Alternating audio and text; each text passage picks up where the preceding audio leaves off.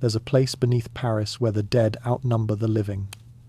The Royal Basilica of Saint-Denis rises from the northern outskirts of the city, its Gothic spires piercing a perpetually grey sky. For over 1,000 years, this cathedral has served a single purpose: to house the remains of French royalty. Walk through its candlelit crypts, and you'll pass the tombs of 70 kings and queens, their marble effigies frozen in eternal prayer. Every grave is accounted for, every burial meticulously documented, every royal body in its proper place, except one. In the southern transept, tucked between the elaborate tomb of Philip IV and the modest marker of his daughter Isabella, there's an alcove. Empty. The stone is smooth, where a sarcophagus should rest, but carved into the wall above this vacant space, weathered by centuries yet still legible, is an inscription. Eleanor, Regina Navarrensis, 1249 to 1329. Eleanor, Queen of Navarre. Born 1249, died 1329. 80 years of life, 40 years of rule, and no body to show for it. The absence feels wrong in a place like this. Saint-Denis is a monument to permanence, to the idea that royalty transcends death through stone and ceremony. These crypts don't lose bodies. They preserve them, catalogue them, venerate them. Royal remains are political statements, sacred relics, proof of dynastic continuity. A missing queen contradicts everything this place represents. But Eleanor's grave isn't just missing from Saint-Denis, it's missing everywhere. She didn't rest in the Cathedral of Pamplona, the traditional burial site of Navarrese monarchs. She wasn't interred in the monastery of Santa Maria la Real, where several of her predecessors lie. No church in Spain claims her remains, no abbey in France, no royal crypt in any kingdom she visited, allied with, or ruled. 700 years of searching by historians, genealogists, and archaeologists has turned up nothing. No tomb, no burial record, no grave marker, no bones. This shouldn't be possible. Medieval queens didn't vanish. Their deaths were orchestrated spectacles that could take weeks or even months to complete. First came the announcement, carried by royal messengers to every court in Europe. Then the lying in state, where the body was displayed for nobles and commoners alike to pay respects. The funeral procession would wind through city streets, accompanied by priests chanting prayers and mourners wearing ceremonial black. The burial ceremony itself required multiple masses, attended by high clergy and foreign dignitaries. Finally came the tomb construction, elaborate monuments designed by master craftsmen, carved from imported marble, gilded with gold leaf. Every step generated documentation, expense ledgers listing the cost of candles, incense, and mourning cloth, letters of condolence from allied kingdoms, ecclesiastical records of burial masses, construction contracts for tomb masons, diplomatic reports from ambassadors who attended. The death of a monarch produced a paper trail that could fill entire archive boxes. Eleanor of Navarre ruled for 40 consecutive years, from 1289 to 1329, presiding over one of the most prosperous periods in her kingdom's history. She signed treaties that reshaped European alliances. She commissioned cathedrals that still stand today. She settled territorial disputes, appointed bishops, and appeared in hundreds of documented court proceedings. Her reign generated thousands of official records, her signature appearing on charters preserved in archives from Pamplona to Paris to Rome. Yet when she died in 1329, nothing. No funeral announcement, no mourning period, no diplomatic notifications, no burial mass, no tomb. The documentary record simply stops, as if someone closed a book mid-sentence and never opened it again.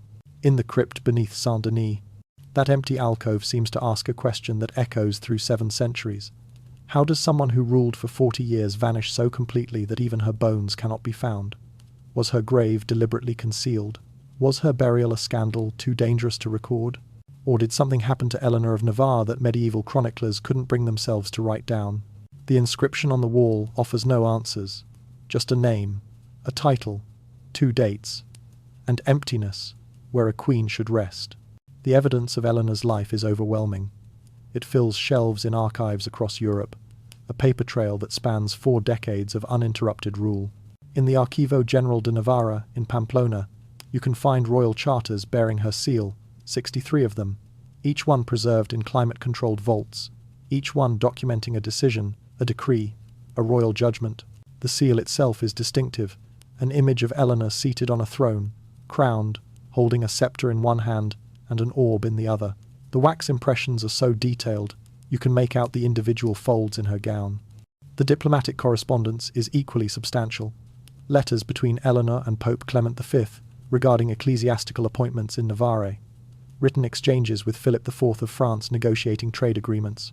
A formal complaint she sent to the King of Aragon in 1312 about border incursions, her language sharp and unyielding. These aren't vague references or second-hand accounts. These are primary sources, signed documents, official records that historians dream of finding. Tax records from her reign survive in remarkable detail. Ledgers showing revenue collected from various territories, expenditures for court functions, payments to craftsmen and merchants. Eleanor's signature appears at the bottom of these documents, authorizing disbursements, approving budgets. In 1305 alone, her name appears on 47 separate financial records. She wasn't a figurehead. She was actively governing, making daily decisions about the administration of her kingdom. Court proceedings provide even more specificity. Legal disputes brought before the royal court, with Eleanor presiding as final judge. In one case from 1318, two noble families contested ownership of a vineyard near Estella. The court transcript records Eleanor's questions to both parties, her consideration of property deeds, and her final judgment. The detail is extraordinary, she asked, about soil quality, harvest yields, and historical precedent before ruling. This wasn't ceremonial. This was a monarch doing the actual work of governance. Building projects bear her mark as well. The Church of San Saturnino in Artagiona carries an inscription, crediting Eleanor for funding its renovation in 1309. The Hospital of Our Lady in Pamplona's charter lists her as primary benefactor. These structures still stand, physical evidence of her patronage, her wealth, her influence. Then there are the eyewitness accounts. A Venetian ambassador visiting Navarre in 1315 wrote a detailed report describing his audience with Eleanor. He noted her age 66 at the time and described a woman of regal bearing, though age has lined her face, with eyes that miss nothing. He recorded their conversation about Venetian trade routes, her questions sharp and informed. This wasn't distant hearsay. This was a man who sat across from her, spoke with her, and documented the encounter. The last confirmed record places her at her castle in Pamplona in October 1329, a routine administrative document authorizing payment to palace servants. Eleanor's signature at the bottom, dated the 12th of October 1329. She would have been 80 years old. The document mentions nothing unusual, no illness, no preparation for succession, just standard business. And then silence. Medieval royal deaths generated predictable patterns of documentation. When Philip IV of France died in 1314, the funeral expenses alone generated 23 separate ledgers. When Edward II of England died in 1327, his burial produced diplomatic correspondence with 9 different kingdoms.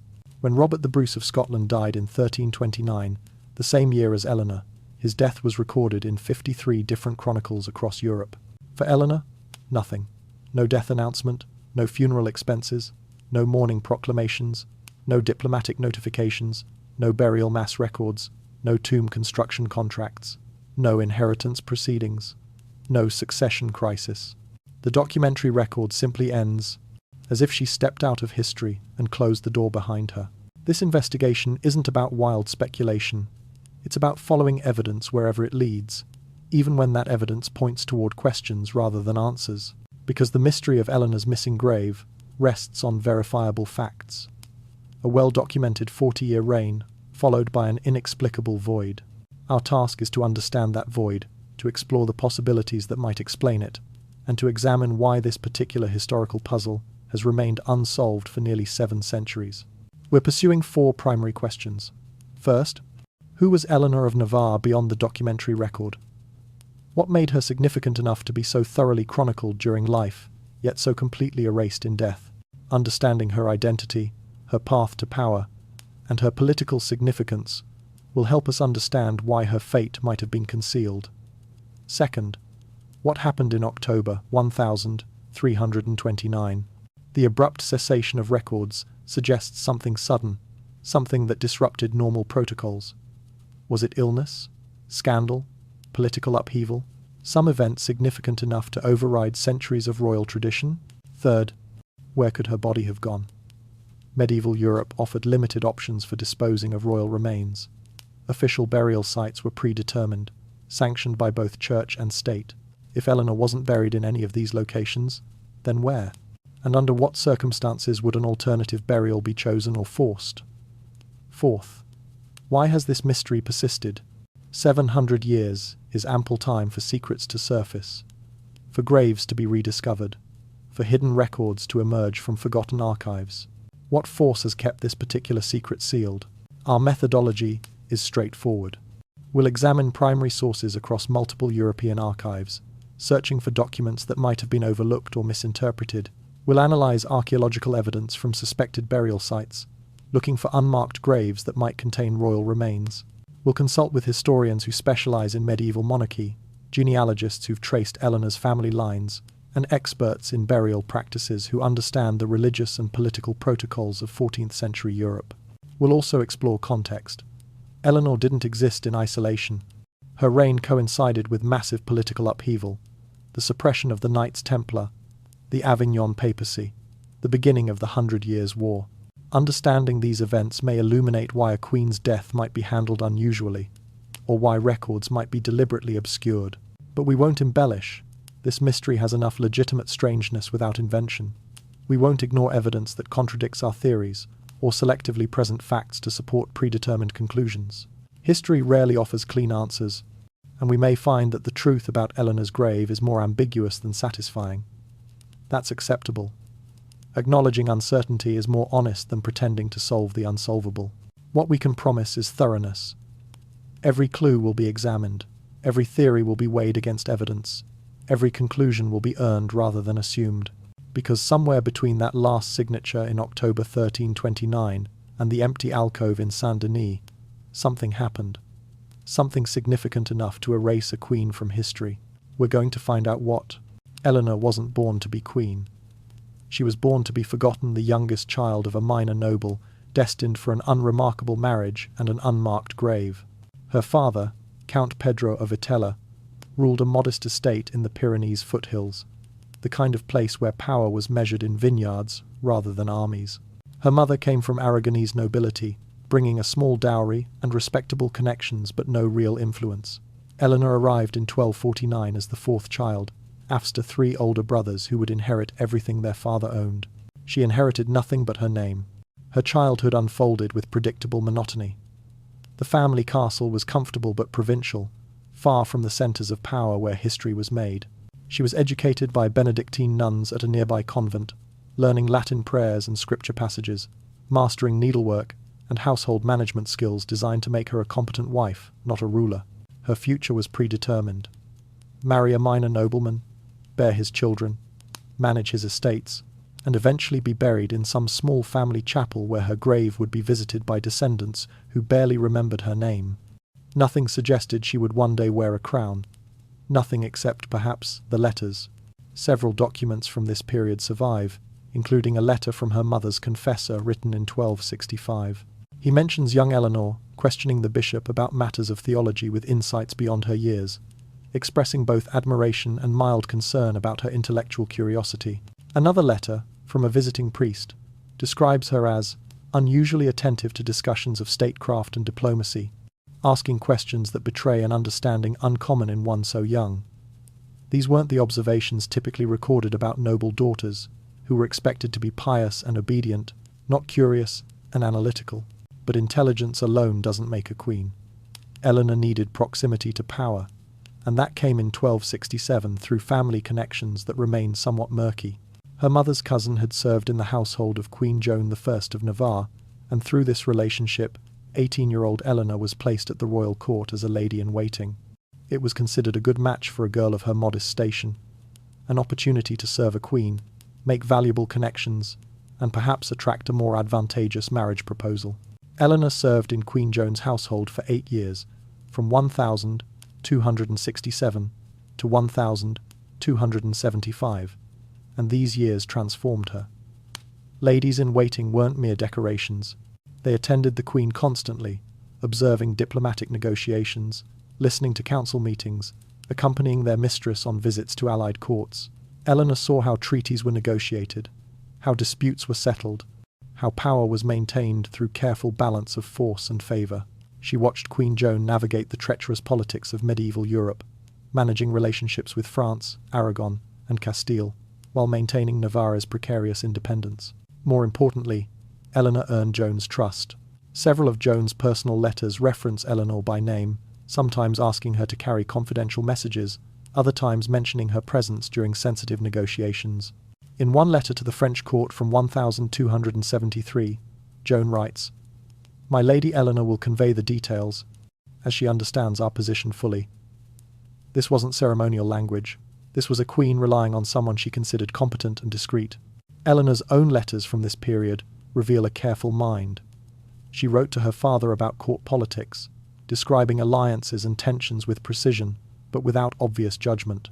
She wrote to her confessor about theological questions, demonstrating knowledge of church doctrine that went beyond standard devotions. She was ambitious but careful, pious but pragmatic, loyal but always observing, always learning. In 1275, everything changed. Queen Joan fell ill in early March, sudden, violent, fatal. Within 3 weeks, she was dead at age 30, leaving behind a 3-year-old daughter and a will that would shock the kingdom. The nobles expected Joan's uncle to assume regency. The church anticipated a male guardian for the infant princess. Instead, the dying queen had named Eleanor as regent and guardian. The announcement sent tremors through the Navarre's court. A lady-in-waiting, a woman of minor nobility with no blood claim to the throne, would rule the kingdom until the princess came of age. Eleanor's enemies began plotting her downfall before she even took power.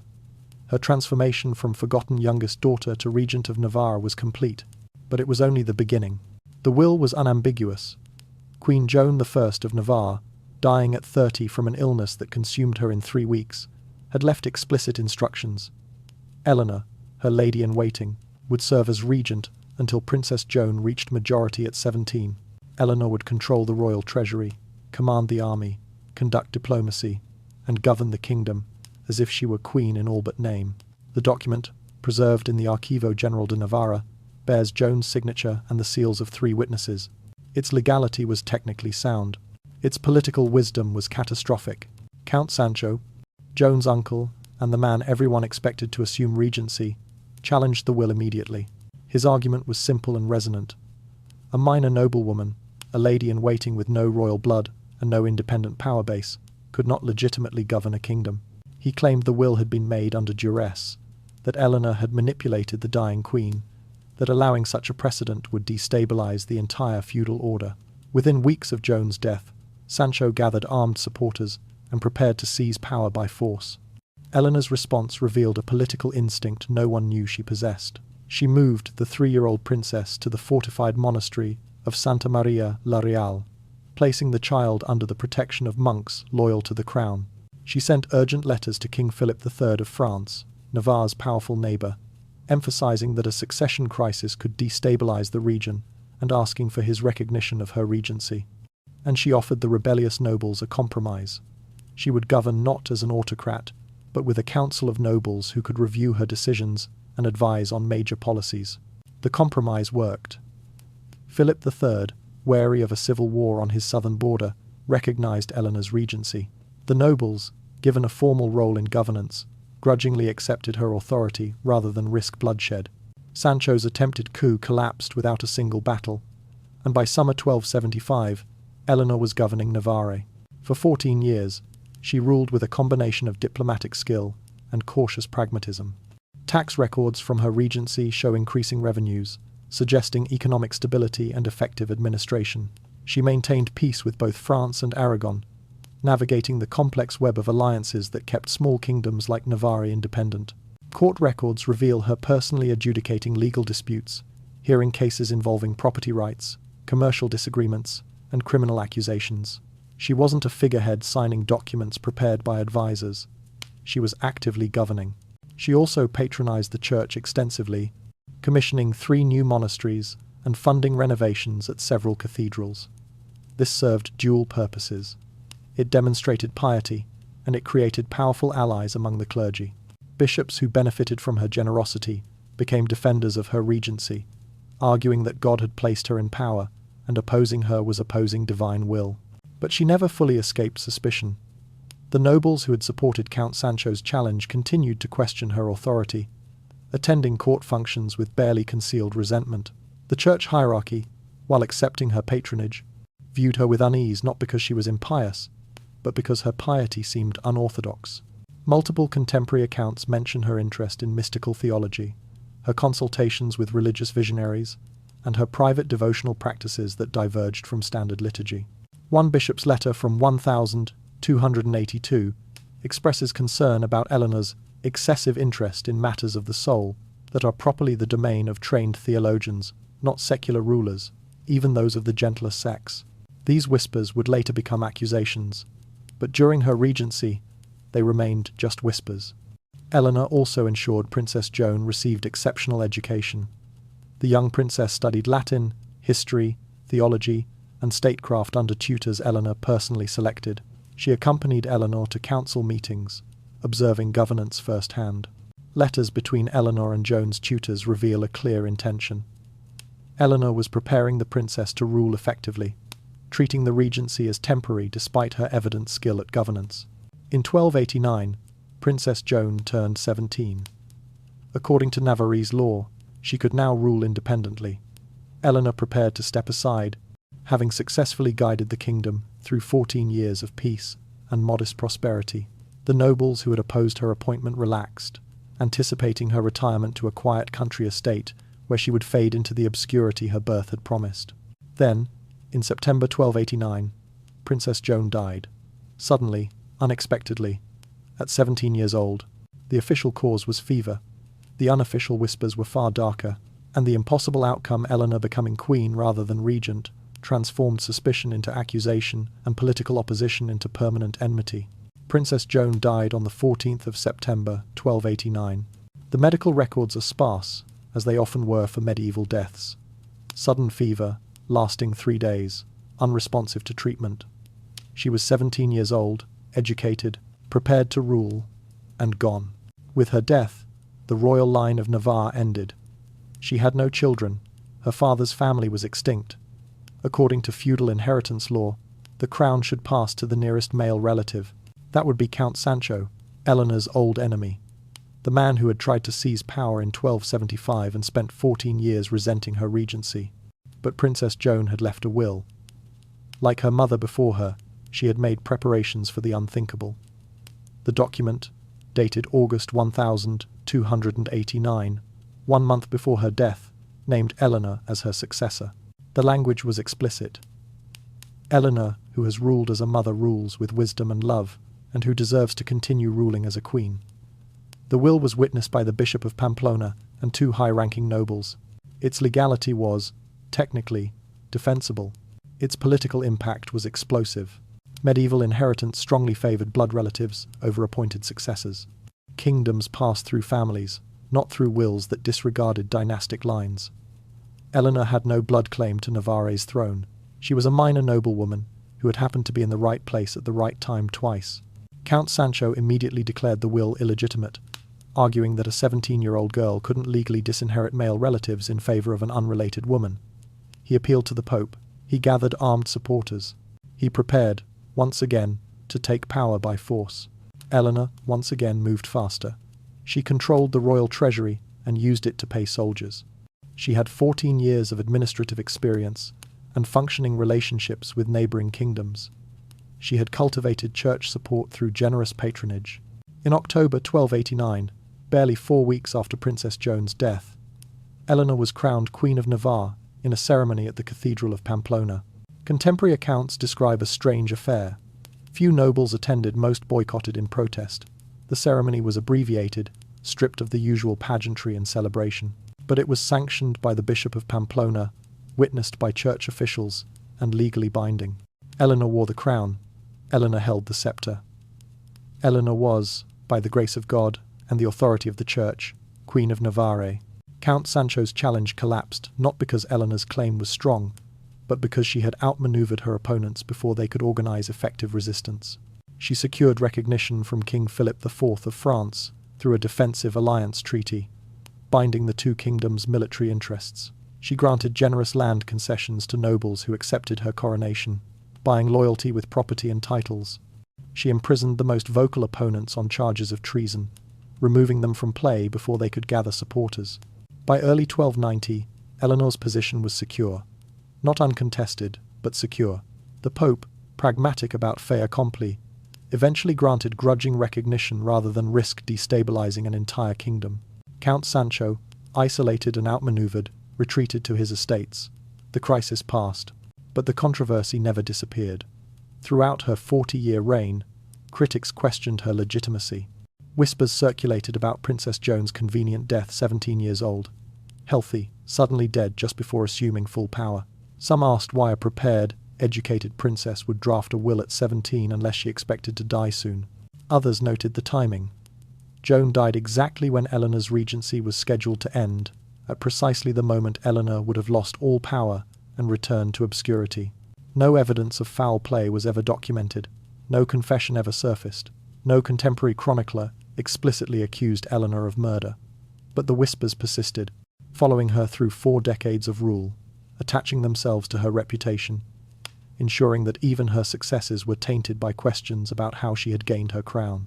And when she died in 1329, those old accusations might have ensured that even her death would be controversial, that even her burial would be contested, that even her grave would become a mystery that would outlast her kingdom.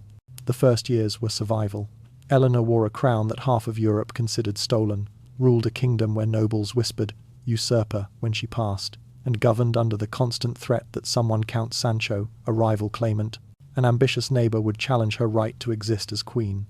She couldn't afford mistakes, she couldn't afford to appear weak, and she certainly couldn't afford to govern like someone who expected her reign to be temporary. So she governed like someone who intended to rule forever. Her strategy was methodical. First, she secured papal approval, the ultimate stamp of legitimacy in medieval Europe. She increased church tithes, funded construction of new monasteries, and donated generously to ecclesiastical causes. In 1291, Pope Nicholas IV issued formal recognition of her reign, not enthusiastic support, but official acknowledgement that Eleanor of Navarre was, in the eyes of the Church, a legitimate monarch. That document, preserved in Vatican archives, became her shield against accusations of illegitimacy. Second, she built diplomatic networks through strategic marriages. She arranged unions between Navarrese nobles and prominent families in France and Aragon, creating webs of alliance that stabilized her borders and gave neighboring kingdoms a vested interest in her continued rule. These weren't love matches. They were political architecture, binding Navarre to the power structures of Western Europe in ways that made attacking her kingdom diplomatically costly. Third, she demonstrated competence. Tax collection improved under reformed administrative systems. Roads were repaired, facilitating trade and communication. Commercial agreements were negotiated with Italian city-states, bringing new revenue streams. Justice was administered consistently. Court records show Eleanor personally hearing dozens of cases each year, her judgments detailed and reasoned. By 1295, even former critics acknowledged a simple truth. Whatever her origins, Eleanor knew how to govern. But effectiveness didn't erase controversy. It merely shifted the nature of criticism. In 1293, Eleanor issued an edict that shocked conservative nobles and clergy. Jews and Muslims in Navarre would be granted greater religious freedom, including the right to build houses of worship and practice their faiths without harassment. Her reasoning was pragmatic. These communities contributed significantly to trade, medicine, and scholarship, but the decision was explosive. An era of increasing Christian exclusivity, of crusades and forced conversions. Here was a Christian queen protecting non-Christian subjects. Critics accused her of heresy, of insufficient devotion to the faith, of placing commerce above salvation. Eleanor's response, recorded in a letter to a complaining bishop, was characteristically direct. God judges hearts, not heritage. My duty is to govern justly, not to play priest. The second controversy was more personal. Eleanor never remarried. Medieval queens were expected to produce heirs, to secure succession, to fulfill the biological imperative that justified their existence. Eleanor's refusal to marry raised troubling questions. Who would inherit Navarre? How could the kingdom survive without a clear bloodline? And perhaps more darkly, what kind of woman rejects marriage entirely?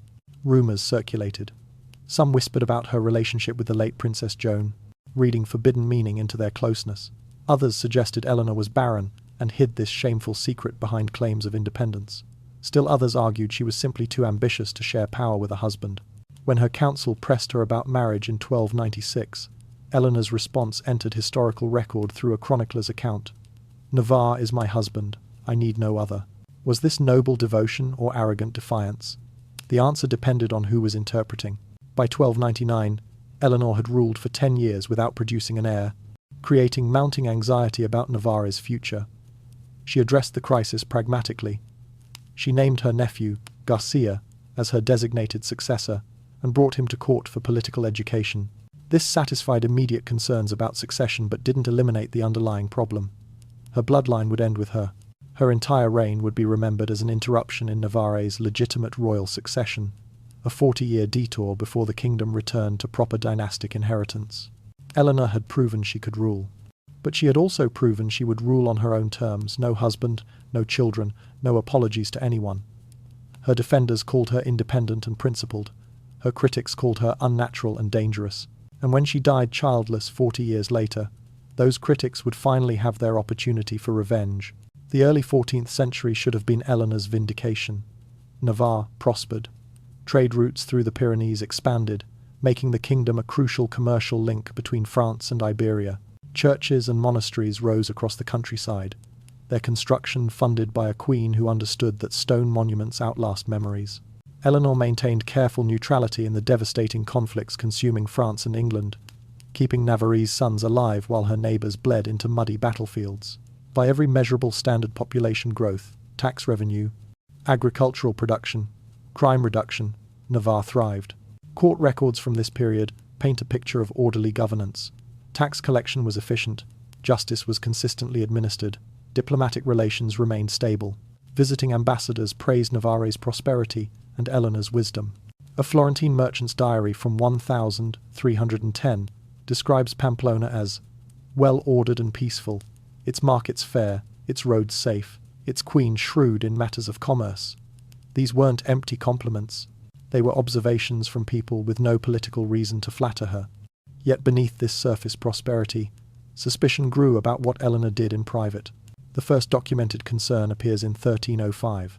A bishop visiting Eleanor's court wrote a report, preserved in Vatican archives, noting that the Queen maintained a private chapel with unusual iconography and regularly consulted with a female mystic named Agnes, who claimed to receive divine visions.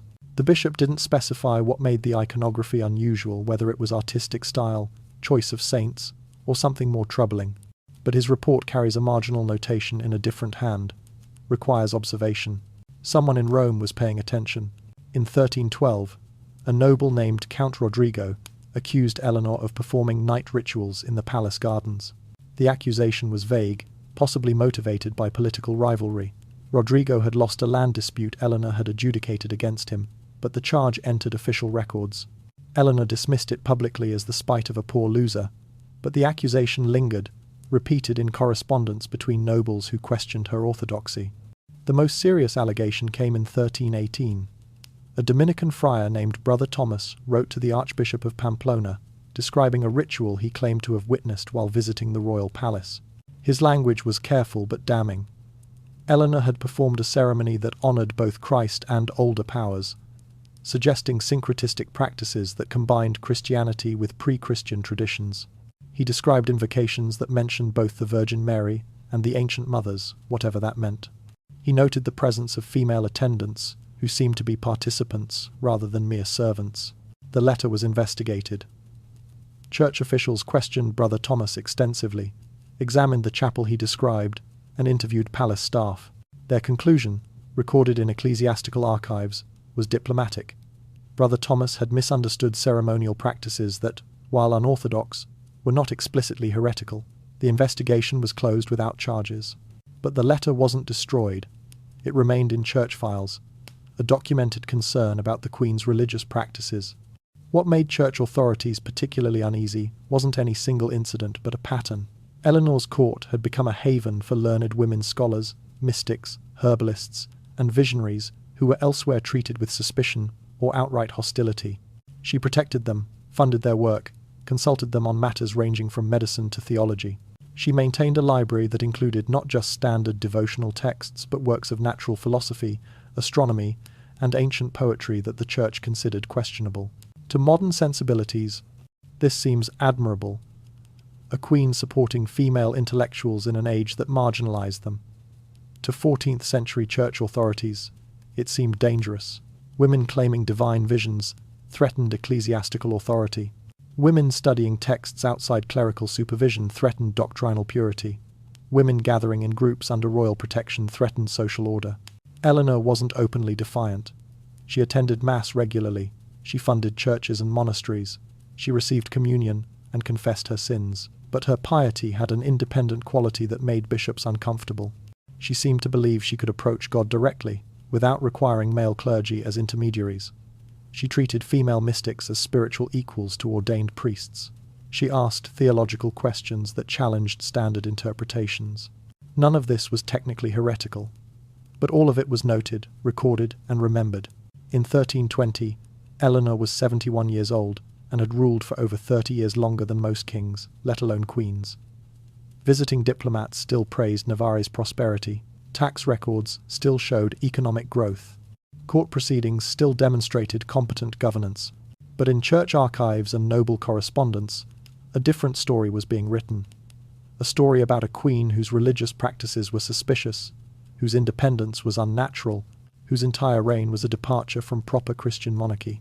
When Eleanor died 9 years later, these accumulated suspicions would matter. They would provide justification for those who wanted to deny her a proper Christian burial, to erase her from consecrated ground, to ensure that even death wouldn't legitimize her controversial reign. In 1319, Garcia died. Eleanor's nephew, her designated heir, her solution to the succession crisis, dead at 43 from illness that physicians couldn't cure or even adequately diagnose. With his death, Navarre lost its only clear successor. Eleanor, now 70 years old, faced an impossible choice with no good options. She could name another distant cousin. Several existed, each with weak blood claims and strong personal ambitions, each likely to face the same legitimacy challenges Eleanor herself had endured. She could arrange for Navarre to merge with France or Aragon through diplomatic marriage, ensuring stability but ending the kingdom's independence. She could attempt something unprecedented, appointing a successor from outside royal bloodlines, perhaps someone from her trusted circle, though such a choice would certainly trigger civil war. Eleanor chose a fourth option. She chose calculated ambiguity. Rather than definitively naming a new heir, she spent her final decade maintaining multiple possibilities. She kept various claimants hopeful through vague promises. She played them against each other, ensuring no single faction became powerful enough to challenge her while she lived. It was brilliant short-term politics. She maintained control and prevented coups. It was disastrous long-term planning when she died. Navarre would have no clear succession, no designated ruler, no path forward except conflict. Perhaps she didn't care about what happened after her death. Or perhaps she cared too much and couldn't bear to make a choice that felt like betrayal. In 1322, Eleanor commissioned renovation of a monastery near Pamplona, the Abbey of San Salvador. She personally oversaw the project, visiting the construction site frequently, making detailed specifications about particular chambers and chapel designs. Court records show unusual expenditures for this project, more than typical renovations would require. Visitors noted Eleanor seemed to be preparing a place of retreat, possibly anticipating retirement or perhaps planning something more permanent. Was she designing her own burial site? The thought must have occurred to her advisors, but no one asked directly, and Eleanor offered no explanations. In 1325, she wrote her will, or rather, she wrote multiple wills. At least 3 versions exist in different archives, each deposited with different advisors, each containing slightly different instructions about succession, property distribution, and burial wishes. Whether this multiplicity was intentional, confusion, or simply indecision is impossible to determine. What's clear is that when Eleanor died, no one could definitively say what her final wishes actually were. In 1327, Eleanor fell seriously ill. Court records describe a fever of the lungs that confined her to bed for 6 weeks. Physicians despaired. Priests administered last rites. The kingdom braced for succession crisis. Then, inexplicably, she recovered. But she was noticeably weakened physically, frailer, less energetic, more focused on private devotions than public governance. From 1327 to 1329, Eleanor appeared less frequently at court. She delegated more authority to her council of advisers. She spent long hours in her private chapel, often accompanied only by Agnes, the mystic who had been her spiritual counselor for decades. She seemed to be preparing for something, though whether for death or something else, no one could say. The last confirmed documentation of Queen Eleanor is a royal charter dated the 15th of October, 1329. It's a mundane document settling a land dispute between two minor nobles. Eleanor's signature appears at the bottom, shaky but clear, the handwriting of an 80-year-old woman, but still recognizably hers. The document was witnessed by 3 court officials, sealed with the royal seal, and filed in the official archive. After the 15th of October 1329, nothing. No death announcement to allied kingdoms, no state funeral attended by European nobility, no burial records, no inventory of royal possessions, no succession proceedings. The documentary record simply stops, as if Eleanor signed that charter and then stepped out of existence. Medieval courts generated daily records. Royal deaths generated intensive documentation. For Eleanor's final days to go completely undocumented suggests either deliberate suppression or circumstances so chaotic that normal procedures collapsed. What happened in late October, 1329? Why did no one record it? And where did Eleanor's body go? The silence itself is evidence. But evidence of what? The 15th of October 1329. The royal palace in Pamplona. An 80-year-old queen sits in her private chamber, a dispute resolution document placed before her. 2 noble families are fighting over vineyard boundaries near Estella, the kind of tedious matter that has occupied monarchs for centuries. Eleanor reads the petition, considers the arguments, and makes her judgment. She picks up the quill, dips it in ink, and signs her name at the bottom of the parchment. The signature is shaky, the letters less controlled than in documents from her prime, but it's recognizably hers. 3 witnesses observe: her chamberlain, her confessor Father Rodrigo, and a court scribe. They add their own signatures, verifying the Queen's judgment. The document is sealed with the royal seal, filed in the official archive, and forgotten. It would be the last document Eleanor of Navarre ever signed. What happened next should be clear. Royal courts generated daily records, supply inventories, payment vouchers, correspondence, administrative decisions. Medieval bureaucracy was relentless, producing paper trails that chronicled every aspect of governance.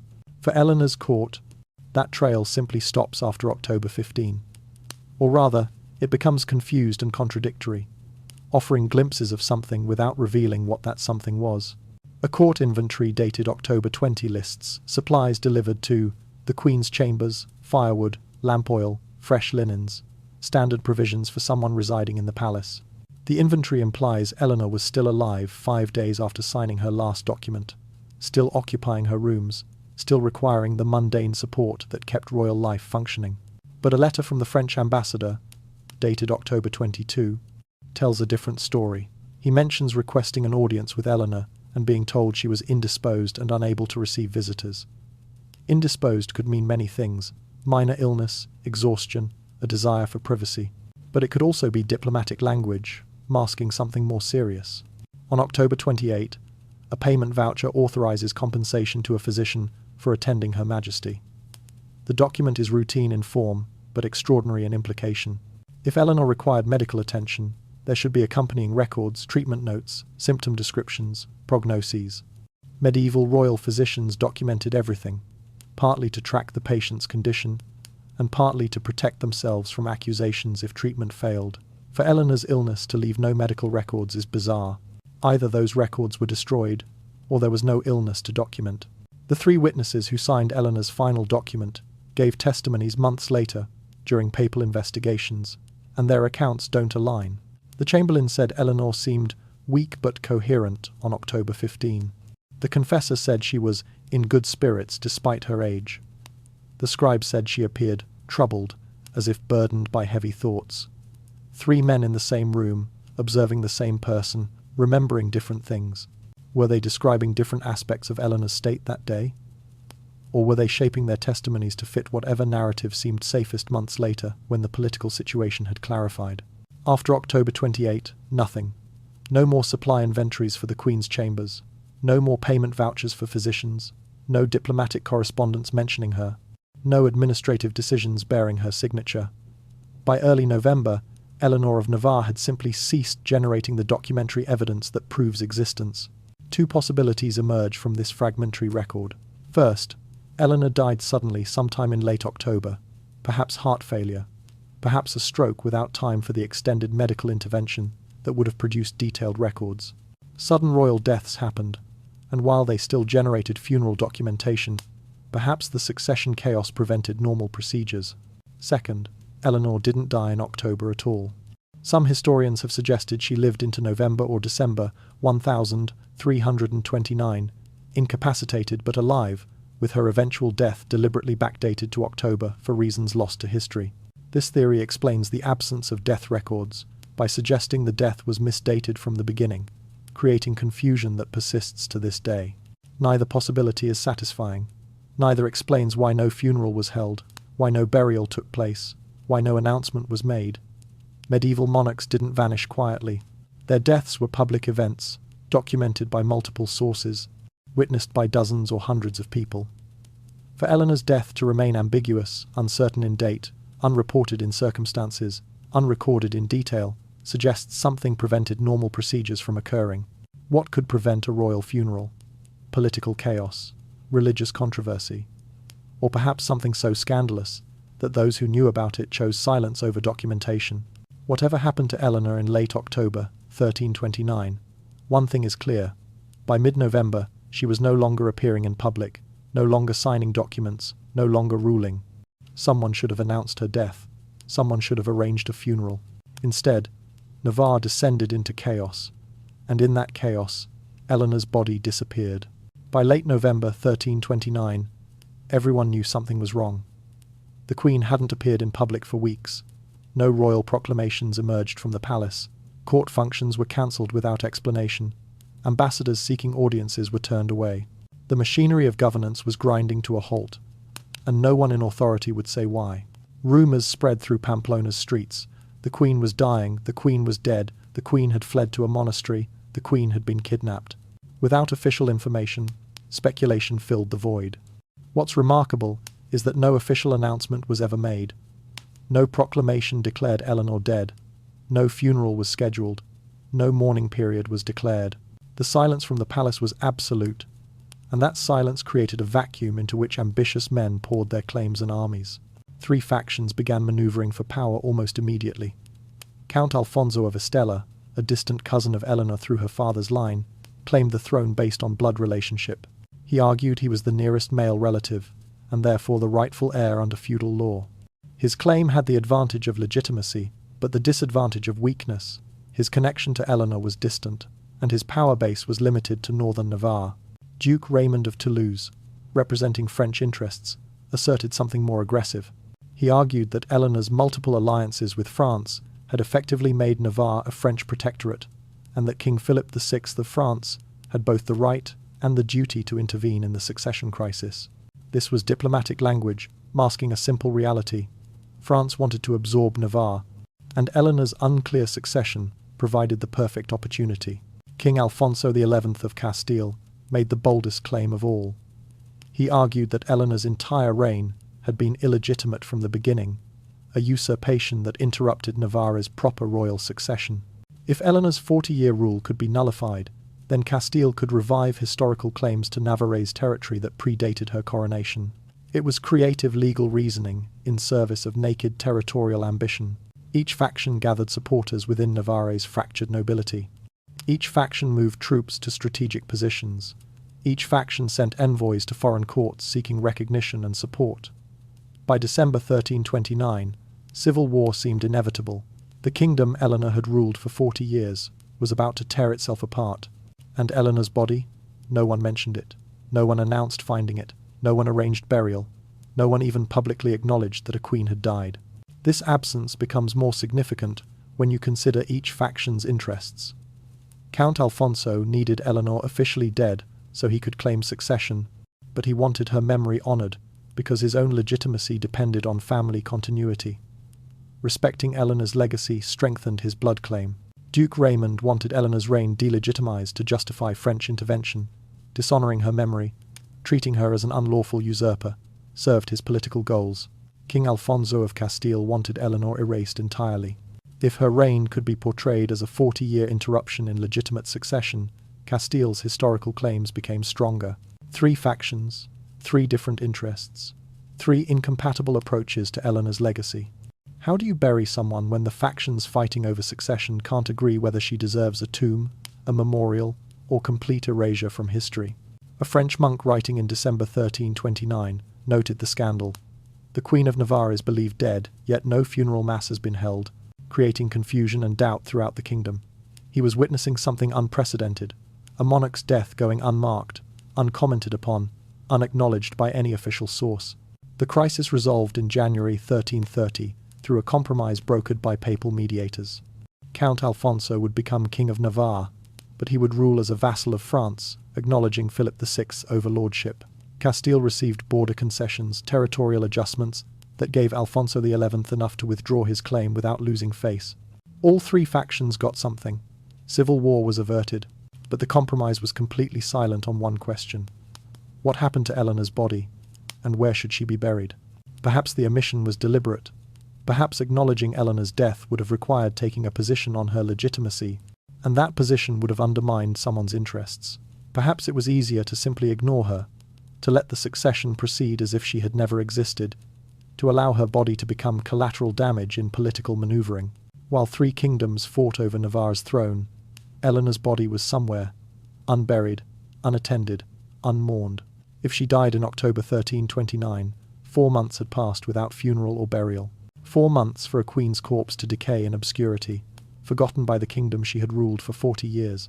Unless someone did bury her, secretly, without ceremony, without records, and if that happened, who did it, and where? By the mid-1332s, the scandal had become impossible to ignore. A Christian queen, regardless of the controversies surrounding her reign, had apparently died without receiving proper burial rites. This wasn't just a political embarrassment, it was a theological crisis. The Church taught that Christian burial was essential for salvation, that the soul required proper liturgical send-off to reach heaven. For a monarch to die without these rites suggested either catastrophic administrative failure or deliberate spiritual sabotage. Pope John XXVIII, ruling from Avignon, demanded answers in 1334. He ordered a formal investigation into Eleanor's death and burial, assigning investigators with full authority to question witnesses, examine records, and search suspected burial sites. The investigation lasted 2 years, from 1334 to 1336, and its final report survives in Vatican archives. The document is frustratingly incomplete.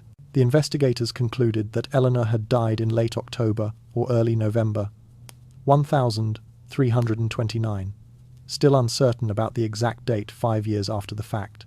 They noted that confusion regarding succession prevented proper burial arrangements.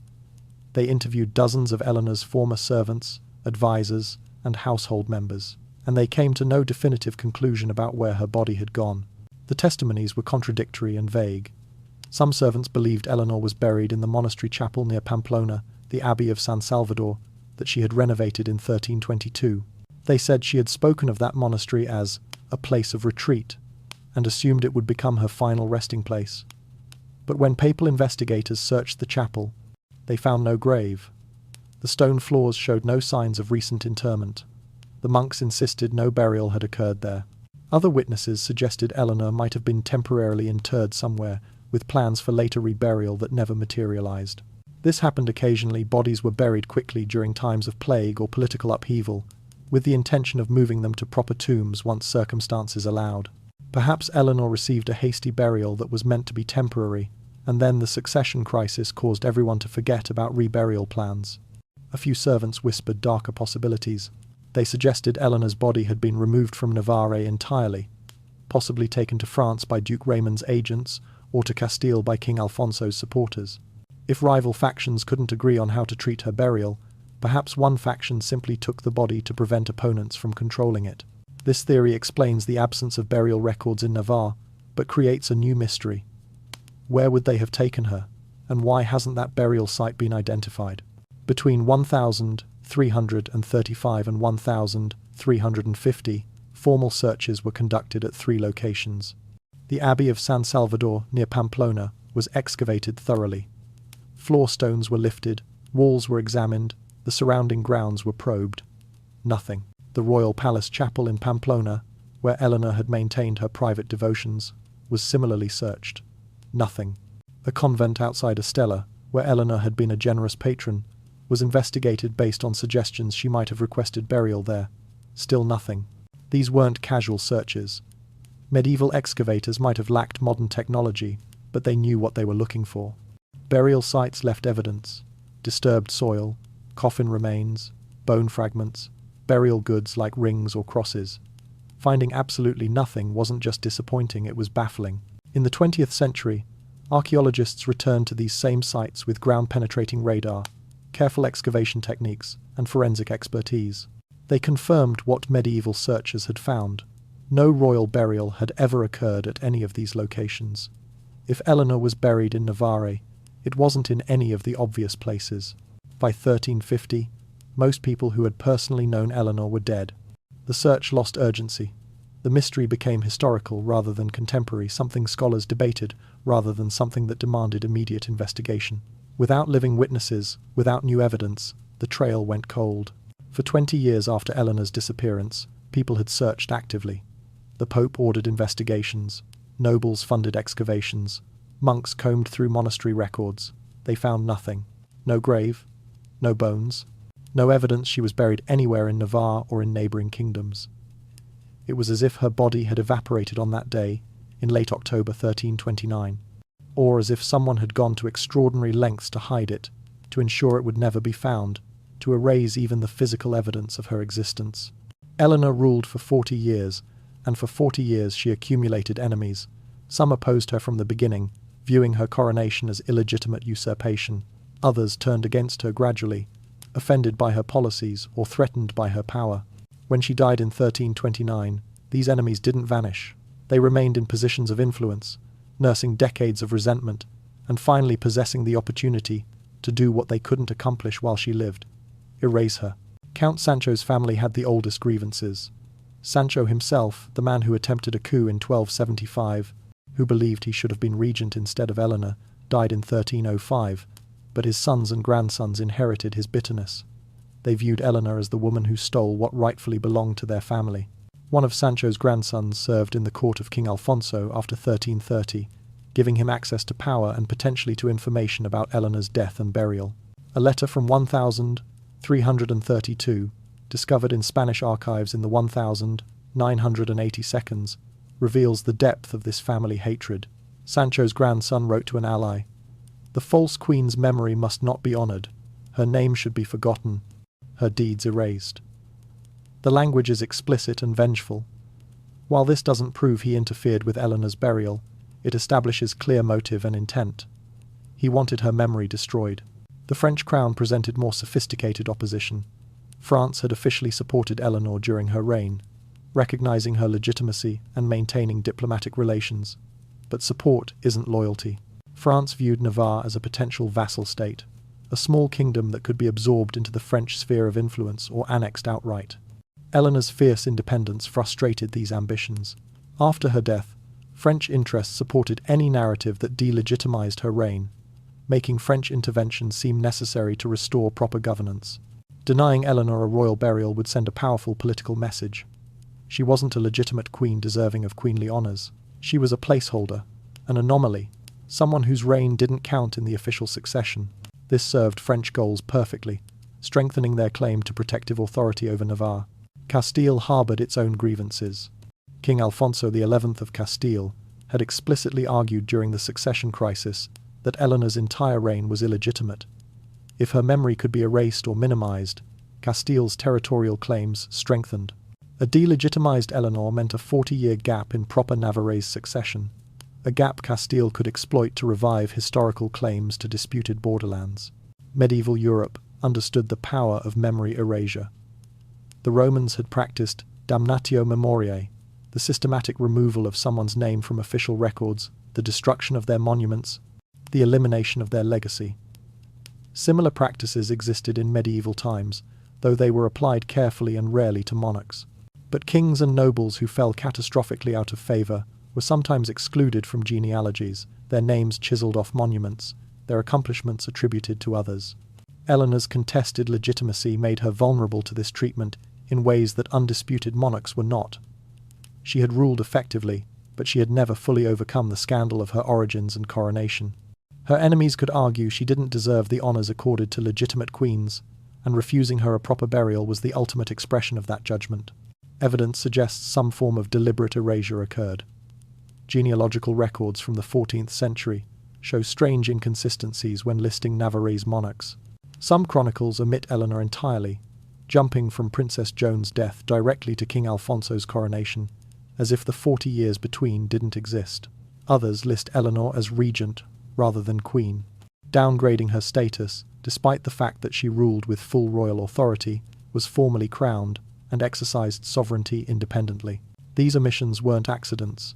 They were choices made by chroniclers and scribes who decided Eleanor didn't belong in the official narrative of Navarre's monarchy. No grave means no shrine, no pilgrimage site, no place where supporters could honour her memory or political heirs could claim connection to her legacy. Perhaps that's exactly what her enemies wanted Eleanor erased from history, remembered only as an aberration, her 40-year reign reduced to a footnote marked by ambiguity and scandal. If you want to destroy someone's legacy, start by destroying their grave. The theory sounds plausible until you confront the practical question. How do you actually make a queen's body disappear? Medieval corpses weren't abstractions. They were physical objects, requiring physical handling. Someone had to touch the body, move it, bury it, or destroy it. The logistics matter, because they determine whether political erasure was feasible or merely wishful thinking by Eleanor's enemies.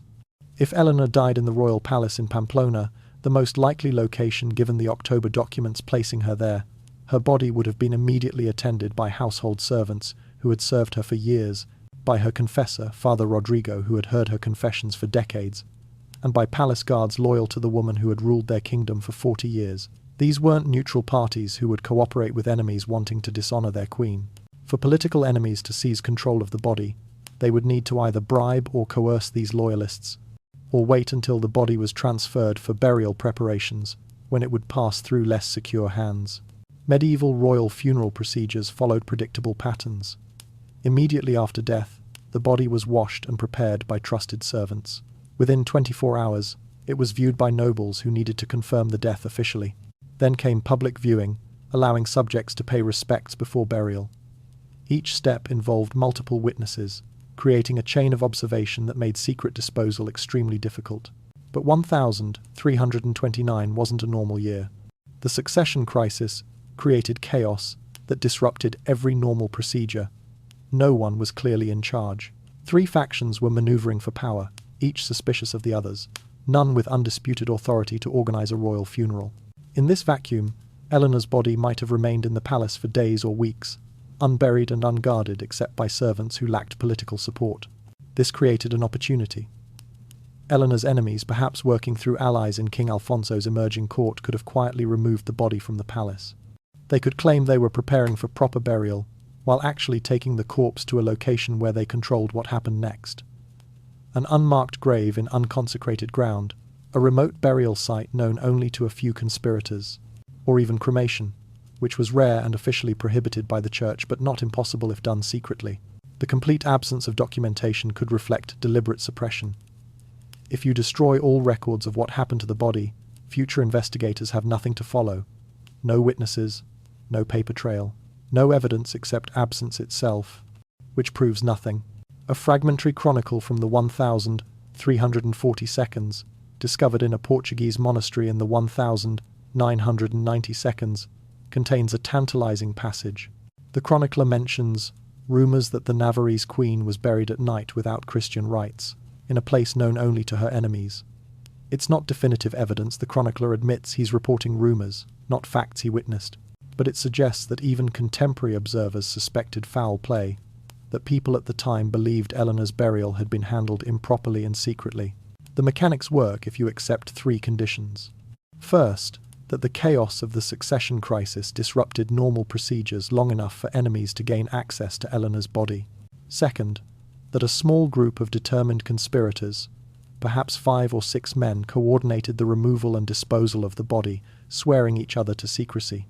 Third, that these conspirators had enough political protection afterward to ensure no investigation could touch them. All 3 conditions existed in late 1329 and early 1330. The succession crisis created chaos. Powerful men with motives to dishonor Eleanor held positions in the emerging government, and the quick compromise that ended the crisis meant no faction wanted to destabilize the fragile peace by demanding investigations into what happened to the previous queen's body. Could a handful of determined enemies make a queen disappear? In the specific circumstances of 1329 to 1330, with no one clearly in charge and multiple factions fighting for control, they could. A body moved at night, a grave dug in secret, records destroyed. It wouldn't be easy, but it would be possible. The complete absence of Eleanor's grave suggests someone succeeded. Political erasure explains motive and opportunity. It provides a clear narrative. Powerful enemies wanted Eleanor forgotten and had the means to make it happen. But when you examine the evidence closely, problems emerge that the theory can't adequately address. First, if Eleanor's enemies wanted to erase her memory, they failed spectacularly. Hundreds of documents from her reign survive in archives across Europe. Royal charters bearing her seal, diplomatic correspondence, tax records, court proceedings. Her name appears consistently in records from France, Aragon, Castile, and the Papal States. Several churches and monasteries she patronized still bear inscriptions crediting her as benefactor. For determined enemies attempting systematic erasure, they left an enormous amount of evidence intact. A thorough damnatio memoriae would have involved destroying these documents, defacing her monuments, removing her name from records that could be edited. Yet this comprehensive destruction never happened. Someone preserved Eleanor's papers. Someone maintained the buildings she funded. Someone kept the historical record largely intact, even if her burial went unrecorded. Second, the papal inquiry of 1334 to 1336 suggests the Church was genuinely concerned about Eleanor's missing burial and wanted answers. Pope John XXII demanded an investigation. Church officials interviewed witnesses and searched suspected burial sites. This wasn't a perfunctory inquiry designed to legitimize a cover-up. This was a serious attempt to locate Eleanor's grave. If political enemies had simply buried her in an unmarked grave, they could have revealed that location during the papal inquiry and ended the matter. They could say Eleanor received a quiet burial due to the succession crisis, show investigators the gravesite, and resolve the scandal. Instead, they offered no clear explanation, suggesting they didn't know where she was buried either. The mystery persisted despite investigation, which implies it wasn't a simple case of concealment by enemies who knew exactly what they'd done. Third, Eleanor's supporters didn't vanish after her death.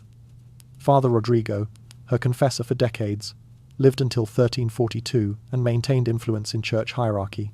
Former courtiers who had served her loyally held positions in the new administration. These people wouldn't have permitted their queen to be denied Christian burial without vocal protest. Medieval society took burial rites seriously. Denying someone consecrated ground was a profound spiritual punishment, and Eleanor's supporters would have fought against such dishonor. Yet there's no record of protests, no letters from Father Rodrigo condemning those who refused Eleanor proper burial, no accounts of supporters demanding justice for their queen. This absence of outrage suggests the situation was more complex than enemies simply disposing of a body against the wishes of loyalists. Most problematically, the complete absence of archaeological evidence is difficult to explain through political erasure alone. Even if enemies buried Eleanor in an unmarked grave in 1329, the location would eventually become known through deathbed confessions, discovered documents, or local memory.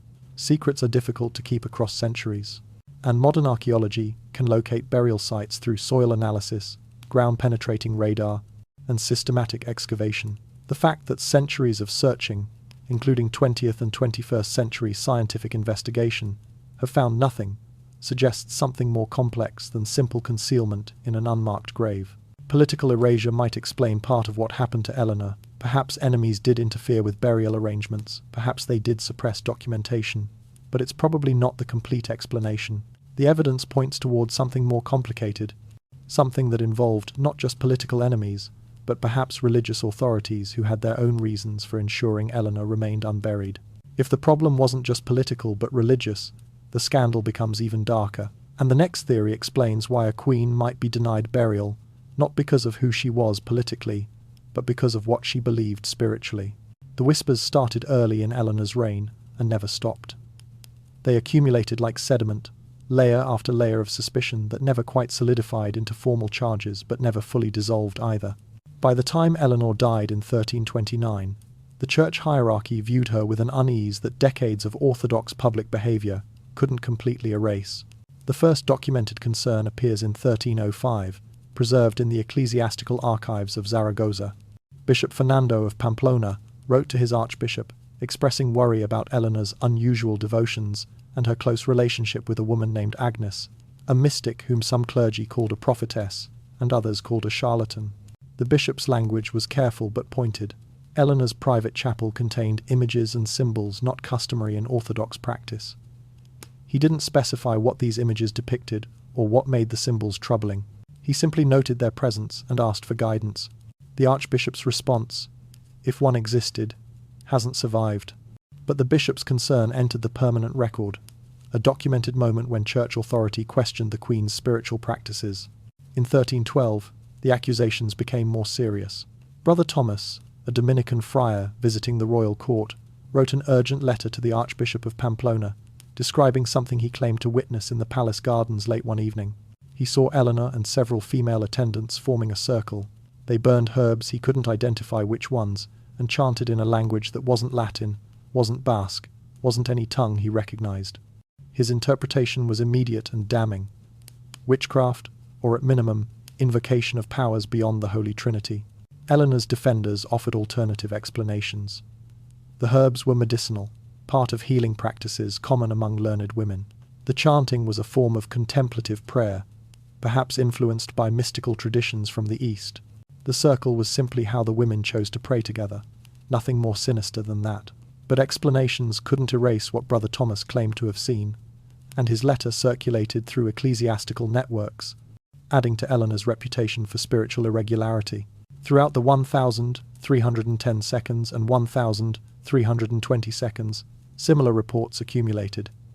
Eleanor consulted with seers who claimed divine visions.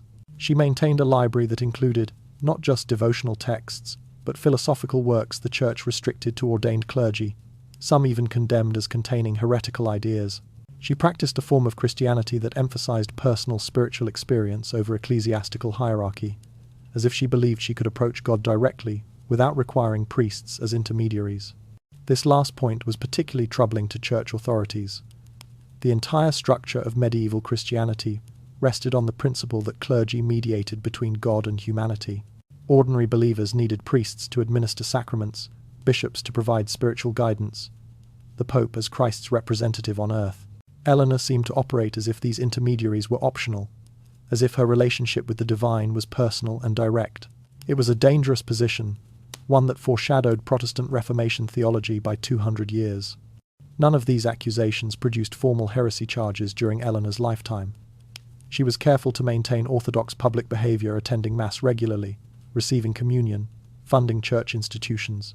She had powerful protectors who shielded her from more aggressive investigations, and the accusations themselves were vague, describing practices that might be heterodox but weren't clearly heretical, troubling but not definitively condemned. But the cumulative effect mattered. By 1329, many bishops and church officials viewed Eleanor with profound suspicion. They believed she practiced something other than pure Christianity, even if they couldn't precisely define what that something was. They worried her spiritual practices might corrupt others, might spread dangerous ideas about personal relationship with God that undermined church authority. If Eleanor died unexpectedly without receiving last rites or making confession requirements, the church considered essential for Christian burial, these decades of accumulated suspicion would suddenly become relevant. A death without proper spiritual preparation could be interpreted as divine judgment, as God striking down someone who had strayed from orthodox faith. And if church authorities believed Eleanor died unrepentant of heretical practices, they wouldn't just deny her a royal burial in a grand cathedral. They would deny her any Christian burial at all. For 40 years, whispers followed Eleanor. The church investigated but never formally condemned. Then she died. And suddenly, those whispers mattered.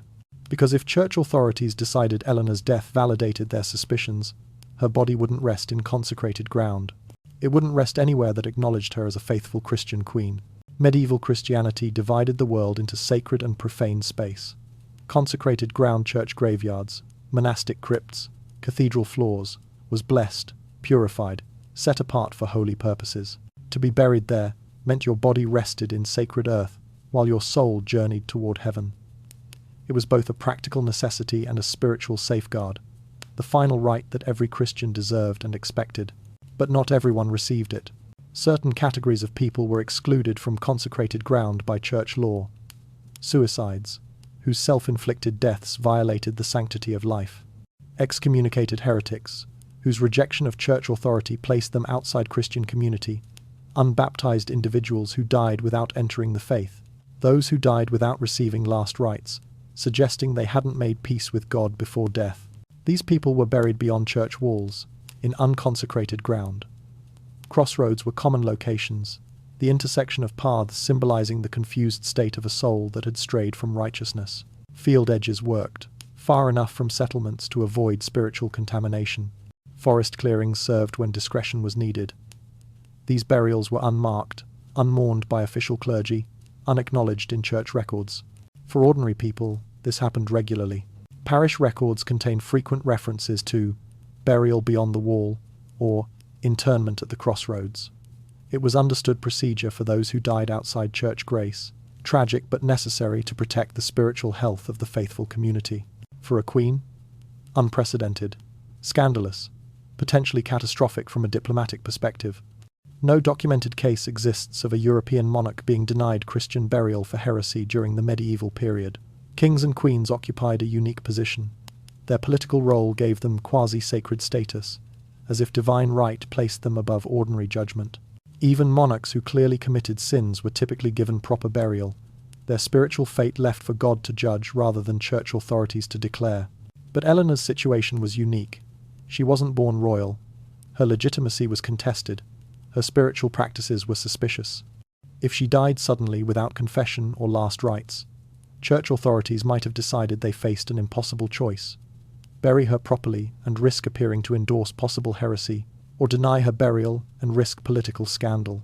Canon law technically permitted denying burial to anyone who died unrepentant of mortal sin, regardless of status. The law made no exceptions for monarchs, though in practice such exceptions were always made.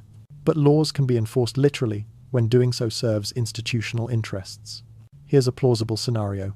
Eleanor dies suddenly in late October 1329, perhaps from stroke or heart failure, without time to summon her confessor. No last rites, no final confession, no opportunity to repent of whatever spiritual irregularities the church suspected. Church authorities, already suspicious of her practices, face a decision. They know about the decades of accusations, the mystics, the unusual rituals, the heterodox theology. They interpret her sudden death without spiritual preparation as divine judgment. They rule privately that Eleanor cannot be buried in consecrated ground. But they can't announce this publicly without creating enormous scandal. A heretic queen would raise questions about every decree she ever issued, every treaty she ever signed, every appointment she ever made. The political fallout would be catastrophic, so they choose silence. They arrange for her body to be buried quietly in an unmarked grave somewhere in the countryside around Pamplona. No ceremony, no witnesses beyond a few trusted clergy sworn to secrecy. No documentation, because documenting the burial would mean documenting why it was done that way. Then they simply refuse to answer questions about where Eleanor was buried, letting silence do the work of suppression. This would explain both the missing grave and the absence of records. The church didn't lose track of Eleanor's burial. They deliberately concealed it, erasing evidence of a scandal that threatened both religious authority and political stability. 700 years later, that unmarked grave remains unfound because it was designed to be unfindable, a queen buried like a peasant heretic in unconsecrated ground, in a location lost to memory. The religious scandal theory feels compelling until you examine what's actually documented versus what's speculated. The evidence supporting church condemnation exists, but it's circumstantial. The evidence contradicting it is equally significant.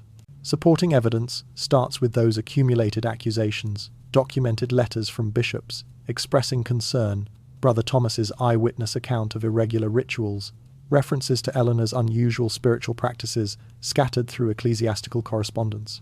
These aren't fabrications. They're primary sources showing that church authorities questioned Eleanor's orthodoxy throughout her reign. The papal inquiry of 1334 to 1336 adds weight. Pope John XXVIII demanded investigation into Eleanor's missing burial, but the inquiry's final report is strangely vague. It confirms Eleanor died and notes that confusion regarding succession prevented proper burial arrangements, but provides no specifics about where her body went or why no funeral occurred. This vagueness might indicate the Church knew something troubling, but chose not to specify it in writing, exactly what you'd expect if scandal was being suppressed.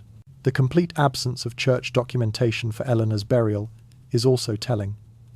Medieval churches kept meticulous records of burials, especially royal ones. Burial masses were recorded, noting which clergy presided, which prayers were offered, how many candles were lit, what expenses were incurred. For someone as significant as a queen, these records would be extensive. For Eleanor, nothing. No burial mass, no funeral expenses, no grave location. The church documented nothing, suggesting they never performed orthodox burial rites at all. Several 14th and 15th century chronicles make cryptic references to Eleanor's unfortunate end or troubled death without elaborating. This language feels coded, as if chroniclers knew something scandalous but couldn't or wouldn't record it explicitly. Perhaps they knew the church had denied Eleanor proper burial and understood why, but writing such information would itself be dangerous. But the contradictory evidence is equally substantial. No formal heresy charges were ever filed against Eleanor during her 40-year reign. The Church had mechanisms for prosecuting heresy, inquisitorial procedures, formal trials, documentation of investigations and verdicts. If Church authorities seriously believed Eleanor practiced heresy, they could have forced a trial while she lived, especially after she became too politically weak to resist in her final years. Their failure to prosecute suggests either they lacked strong evidence, or they didn't consider her practices genuinely heretical. Eleanor maintained good relationships with many church officials throughout her reign. She corresponded respectfully with bishops, funded monastery construction, attended Mass regularly, and received communion without controversy. If she was practicing serious heresy, worshipping forbidden powers, rejecting core Christian doctrines, this would have been difficult to conceal from clergy she interacted with constantly. Father Rodrigo, her confessor for decades, remained in good standing with the church after Eleanor's death, living until 1342 and maintaining his position in church hierarchy. If he had knowingly protected a heretic queen, hearing her confessions and giving her communion despite her unrepentant heresy, his own career would have been destroyed. His continued respect suggests he either didn't believe Eleanor was heretical, or the church didn't consider her practices serious enough to prosecute. Most problematically, the church's silence about Eleanor's burial might simply reflect institutional disorganization during the succession crisis, rather than deliberate suppression of scandal.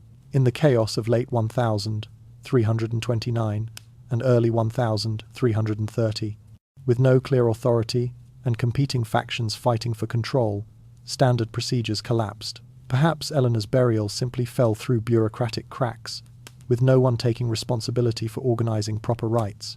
The evidence is suggestive but not conclusive. Accusations exist, suspicion exists, but formal condemnation? No document proves it, which creates a troubling possibility. If Eleanor wasn't condemned as a heretic, why would the church refuse to bury her? Unless the problem wasn't what Eleanor believed or practiced. Unless the problem was simpler and stranger. Unless Eleanor's grave doesn't exist because there was no body to bury. Unless she didn't die at all. What if the question we've been asking is wrong? What if Eleanor of Navarre doesn't have a grave not because enemies erased it or the church denied it, but because when she actually died, she wasn't Queen Eleanor anymore? What if she walked away? It sounds like fantasy, the kind of speculation that serious historians dismiss immediately. But monarchs have abdicated before. Pope Celestine V resigned the papacy in 1294, retreating to a monastery to live his final months in contemplative prayer. Emperor Charles V would abdicate in 1556, dividing his vast empire and retiring to a monastery in Spain. The precedent exists. The question is whether Eleanor had both the motivation and the means to follow it. Consider her situation in late 1329. She was 80 years old, exhausted by 40 years of political maneuvering, with no clear successor and multiple factions preparing for civil war over her throne. Her nephew Garcia was dead. She had written multiple conflicting wills because she couldn't decide who deserved Navarre, or perhaps because she knew any choice would be contested. She faced a succession crisis that threatened to undo everything she'd built, potentially tearing her kingdom apart the moment she died. And perhaps she feared worse than political chaos. Perhaps she feared assassination. With powerful enemies and no obvious heir, Eleanor alive might have seemed like an obstacle to ambitious men who wanted to shape Navarre's future. Dead, she'd be mourned briefly and forgotten. But what if she could disappear before they could kill her? What if she could step off the throne on her own terms, vanish into anonymity, and let the succession resolve without her blood being shed? The mechanics could work. Eleanor withdraws from public life in October 1329, claiming illness nothing suspicious, given her age. She sees almost no one, her confessor Father Rodrigo, a few trusted servants, perhaps Agnes the mystic, who had been her spiritual counselor for decades. These confidants prepare her escape. While the palace buzzes with concern about the Queen's health, and nobles begin maneuvering for position, Eleanor slips away. Disguised, perhaps as a pilgrim or a servant, she travels to a remote monastery, maybe the Abbey of San Salvador, that she'd renovated in 1322, preparing without anyone realizing what she was preparing. Her confederates maintain the fiction. They don't announce her death explicitly, but they allow the assumption to spread. In the chaos, with no one clearly in charge, no one demands to see the body because no one has the authority to demand anything. The succession crisis erupts, multiple factions fight for control, and in the confusion, the question of Eleanor's burial gets lost. By the time anyone thinks to ask seriously, months have passed, and the political situation has stabilized. No one wants to reopen the question because it might destabilize the compromise that ended the crisis. Meanwhile, Eleanor lives quietly in her refuge. She's not Queen Eleanor anymore. She's Sister Leonor, an elderly woman of gentle birth who has chosen religious life. She prays. She tends gardens. She reads theological texts. She lives the contemplative existence she'd always been drawn to, but could never fully embrace while wearing a crown. When she dies, perhaps in 1335, perhaps 1336, she's buried in the monastery graveyard under her assumed name, in an unmarked grave alongside other nuns whose lives were ordinary and whose deaths passed unremarked. No one connects the elderly nun with the missing queen, because no one is looking for that connection.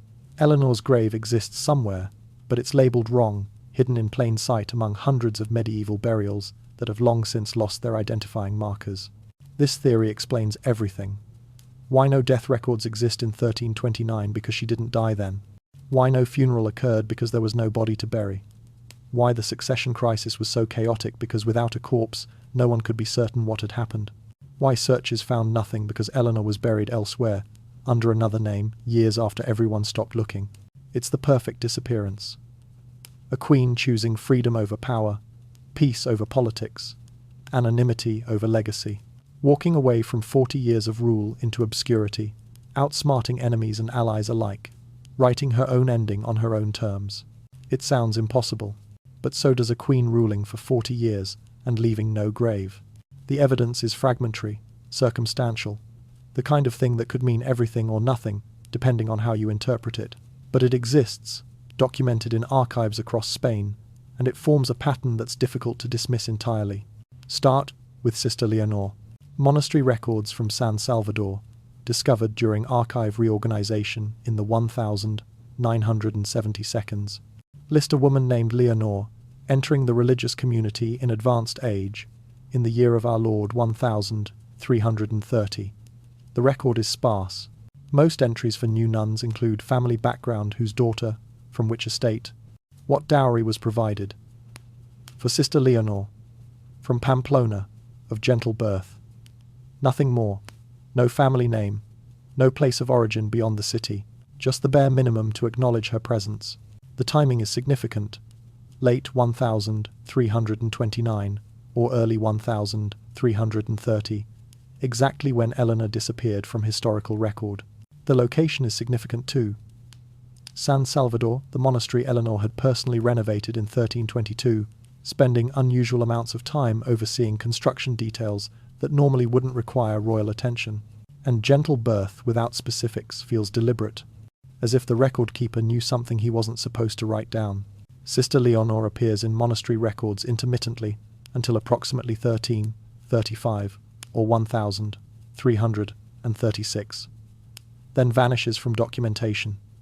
No death record, no burial notation. She simply stops being mentioned, as if she ceased to exist, or as if someone decided her presence shouldn't be documented anymore. Could Sister Leonor have been Eleanor using a shortened version of her name? The timing fits. The location fits. The deliberate vagueness of the records fits. It's not proof, but it's suggestive. Then, there are the chronicle references. A Catalan chronicle from 1338 mentions rumours persist that the Navarrese queen lives still in holy seclusion, though none can say where. A French chronicle from 1340 notes. Some believe Eleanor of Navarre did not die but retreated from the world. These aren't statements of fact the chroniclers are careful to frame them as rumours or beliefs, not confirmed information. But rumours had to start somewhere. Multiple chroniclers across different kingdoms mentioning the same possibility suggests the idea circulated widely, that contemporaries weren't certain Eleanor had actually died in 1329. The absence of any deathbed account adds to the uncertainty. Medieval royal deaths produced detailed narratives from those who witnessed them. Servants described the monarch's final words. Physicians documented symptoms of final illness. Confessors recorded spiritual state and last confessions. These accounts were valuable. They confirmed death had occurred naturally, demonstrated the deceased had received proper religious preparation, and provided closure for subjects who needed to know their ruler had died in grace. For Eleanor, nothing. No servant ever claimed to have been present at her deathbed. No physician described treating her final illness. No one witnessed her last breath or recorded her last words. This complete absence is strange. If she died in the palace surrounded by her household, why did no one later describe it? Unless there was no death to describe in 1329. Father Rodrigo's behaviour in the early 1332 is also curious. His personal travel records, preserved in ecclesiastical archives, document several trips to remote monasteries between 1330 and 1335. One trip specifically to San Salvador occurred in 1331, 2 years after Eleanor supposedly died, 1 year after Sister Leonor appeared there. Why would Eleanor's confessor visit that particular monastery at that particular time? Was he checking on his former queen, ensuring she was safe and settled in her new life? In 1342, shortly before his own death, Father Rodrigo made a statement to a fellow monk that was recorded and has puzzled historians ever since. The queen's soul is at peace, wherever her body may rest. The phrasing is odd.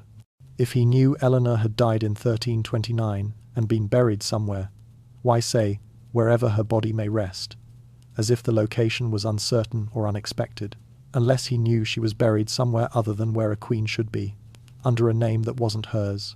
Each piece of evidence alone explains away easily. Sister Leonor could be someone else entirely. Chronicle rumours could reflect confusion. The absence of deathbed accounts could be lost documentation.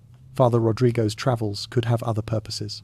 But collectively, a mysterious nun named Leonor appearing exactly when Eleanor disappeared. At the monastery Eleanor had carefully prepared, with records deliberately vague, chronicles suggesting Eleanor lived, no witnesses to her death, her confessor making suspicious trips and speaking cryptically about her resting place. Separately, these are curiosities. Together, they form a pattern that makes you wonder. The secret survival theory is romantic, empowering, and appealing. It transforms Eleanor from a victim of political or religious persecution into an agent of her own fate, a woman who outsmarted everyone and claimed freedom on her own terms. But romance isn't evidence, and appealing isn't the same as probable. The logistics present immediate problems. Eleanor was 80 years old in 1329, extremely old by medieval standards. Most people didn't live past 50 or 60. At 80, she would have been frail, her mobility limited, her physical endurance minimal. Could such a woman disguise herself convincingly as a commoner or pilgrim? Could she walk or ride the distance from Pamplona to a remote monastery without being recognized or collapsing from exhaustion? Eleanor had ruled for 40 years. She was one of the most recognizable people in Navarre, her face, her bearing, her voice familiar to thousands of subjects who had seen her at court functions, religious ceremonies, and public appearances. Chroniclers described her as tall, with distinctive presence. How do you hide someone that recognizable? Even in disguise, even traveling at night, the risk of recognition would be enormous.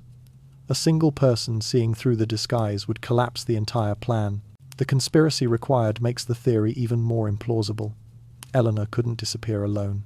She would need help from multiple people: servants to prepare her escape, guards to look the other way, her confessor to maintain the fiction, perhaps monks at the receiving monastery to accept her under false identity. Each additional conspirator exponentially increases the risk of exposure. Medieval courts were notorious for gossip and intrigue. Secrets spread rapidly, often weaponized for political advantage. For Eleanor's survival to remain secret, every conspirator would need to resist enormous temptations. No one could tell the story to gain social status. No one could seek financial reward for revealing the truth. No one could leverage the knowledge for political advantage. No one could confess on their deathbed, seeking spiritual absolution for participating in the deception. This level of sustained secrecy across multiple years and multiple people seems psychologically implausible. Eleanor's age also raises practical survival questions. Even if she successfully reached a monastery refuge, could she have survived the transition? Royal life provided comfort. Heated rooms, soft beds, abundant food, medical care. Monastic life offered austerity: stone walls, simple bedding, basic meals, minimal medical attention. For an 80-year-old woman accustomed to luxury, this transition could be fatal. Medieval monasteries were cold, damp, physically demanding environments. The shock alone might have killed her within weeks or months. If Eleanor wanted to abdicate and enter religious life, why do it secretly? Monarchs who chose religious retirement typically did so publicly, receiving papal blessing and public honor for their pious decision. This provided legitimacy, ensured protection, and allowed them to maintain dignity. Secret abdication only makes sense if Eleanor feared assassination, but if powerful enemies wanted her dead, disappearing into the countryside with minimal protection would be more dangerous than remaining in the palace with guards. The evidence supporting survival theory is also extremely thin when examined critically. Sister Leonor might have been exactly what the records say: an elderly woman of gentle birth from Pamplona who became a nun. Leonor was a common name. Finding one woman named Leonor in 1330 doesn't prove anything about Eleanor. The chronicle references to rumors prove only that rumors existed, not that they had any basis in fact. Father Rodrigo's cryptic statement could mean many things, including simple uncertainty about where Eleanor's body ended up during the succession chaos. Historians who advocate for this theory often admit they're engaging in speculative what-if scenarios rather than evidence-based analysis. It's a story that feels satisfying emotionally, but lacks the documentary proof required to accept it as historical fact. The secret survival theory is compelling and romantic. It's also probably wrong. The evidence is too ambiguous, the logistics too complicated, the conspiracy too elaborate. Eleanor almost certainly died in 1329, somewhere in or near Pamplona, under circumstances that for political or religious reasons prevented normal burial procedures. Which brings us back to the original mystery. If she died in 1329, where is her grave? 3 theories, 3 possible explanations, none entirely satisfactory. Perhaps the truth involves elements of all 3. Or perhaps modern archaeology has something to say that medieval records don't. The 20th century brought new tools to old mysteries: ground-penetrating radar, radiocarbon dating, isotope analysis, DNA comparison, technologies that could locate buried remains, date skeletal material with precision, identify where a person lived based on chemical signatures in their bones, and confirm identity through genetic comparison. If Eleanor's grave existed anywhere, modern science should be able to find it. In 1958, Spanish archaeologists excavated the monastery of San Salvador as part of a broader medieval archaeology project. This was the monastery Eleanor had renovated in 1322, the place where Sister Leonor supposedly lived in the early 1332s. The team uncovered a small cemetery containing approximately 40 burials dating from the 13th to 15th centuries. All were unmarked graves, consistent with standard monastic practice for nuns. Skeletal analysis showed most were elderly women who had died between 60 and 80 years old, again consistent with the monastery's population. But which one, if any, was Eleanor? Medieval skeletons don't carry identification. Without DNA comparison technology that didn't exist in 1958, definitive identification was impossible. The team could only conclude that Eleanor was possibly but not provably among the discovered burials. 40 graves, 40 possibilities, 40 failures to confirm. The 1972 brought another attempt. Archaeologists excavated beneath the Royal Palace Chapel in Pamplona, hypothesizing that Eleanor might have been buried quietly within the palace itself, hidden beneath floor stones where only trusted servants would know. The excavation was thorough, removing medieval floor layers and examining the foundation. They found construction materials, remnants of earlier buildings, evidence of architectural changes over centuries. But no royal burial chamber, no hidden crypt, no trace that the chapel had ever been used to inter bodies. The palace had not been Eleanor's final resting place. In 1995, ground-penetrating radar offered new hope. The technology could detect underground anomalies without excavation, rectangular shapes suggesting graves, disturbed soil indicating burial sites. Teams scanned 3 locations associated with Eleanor: the monastery, a convent she had patronized, and the site of her family's ancestral castle near Estella. The radar detected several promising anomalies: rectangular shapes at appropriate depths, soil disturbances consistent with medieval burials. Excavation followed. The first anomaly revealed an empty space, suggesting a grave that had been robbed centuries earlier, its contents removed by thieves seeking jewelry or burial goods. The second contained skeletal remains that proved to be male, clearly not Eleanor. The third held a burial that radiocarbon dating placed in the 16th century, 200 years too late. Hope dissolved into frustration. Between 2005 and 2015, the most comprehensive search effort assembled a collaboration of Spanish, French, and Basque archaeologists, examining over 20 sites across northern Spain and southern France.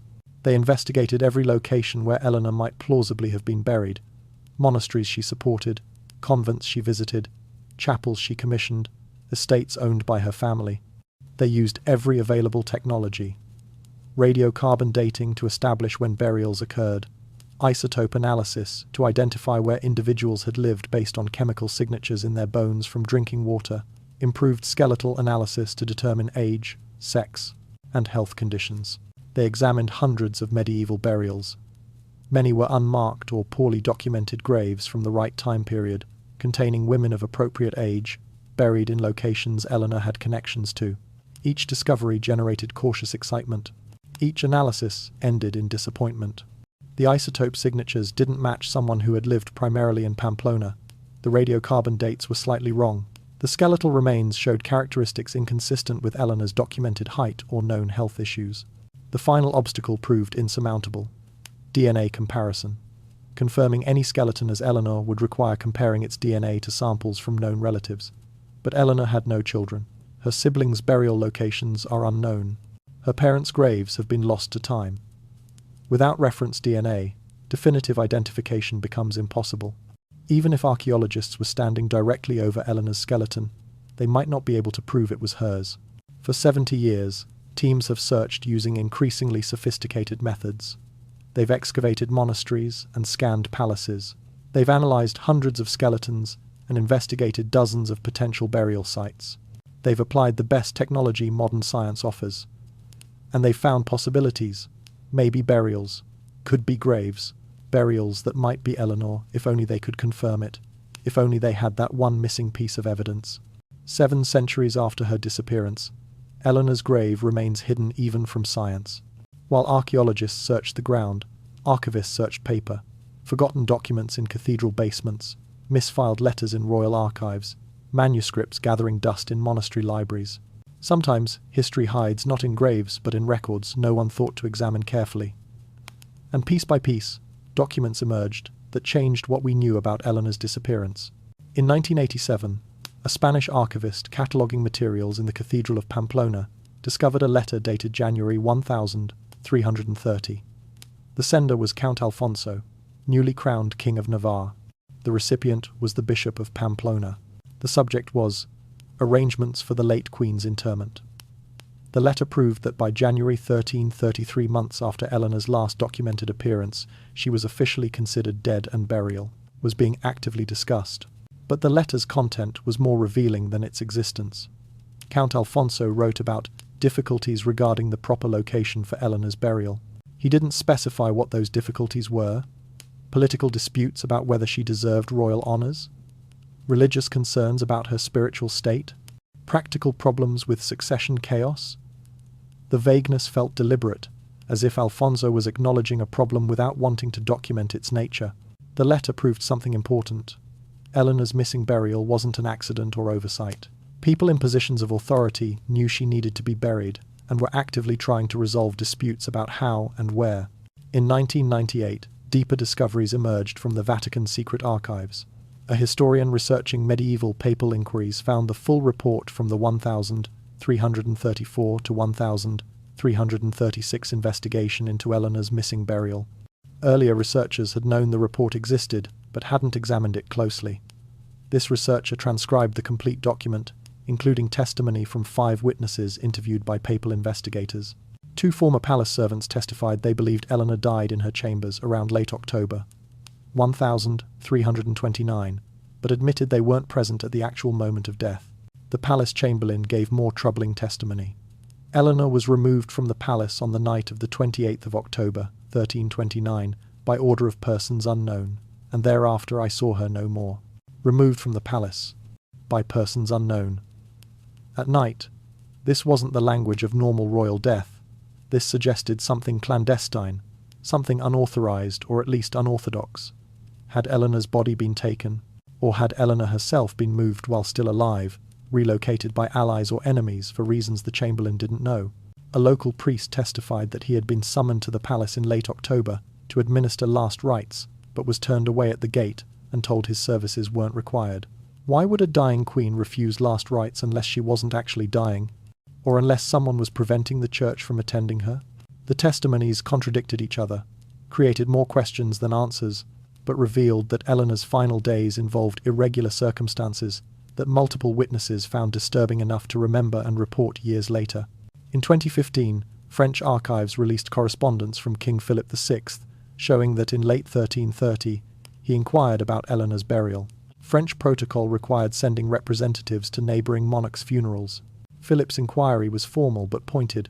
Where and when would Eleanor's funeral occur? Navarre's response was brief and evasive. The matter is resolved according to Her Majesty's wishes. Resolved according to wishes. If Eleanor had received a standard royal burial, the response would have specified the location and invited French representatives to attend. This phrasing suggested something unconventional had occurred, something Navarre didn't want to discuss in detail. Most recently, in 2024, a researcher in Barcelona discovered a 15th century manuscript containing an account of Eleanor's death. The anonymous chronicler claimed Eleanor was buried by night in consecrated but secret ground to protect her soul while avoiding scandal to the kingdom. Secret ground, consecrated but hidden. The account was written a century after events and might be speculation, but it aligned with evidence from other sources. A nighttime removal, burial in an undisclosed location, secrecy motivated by scandal.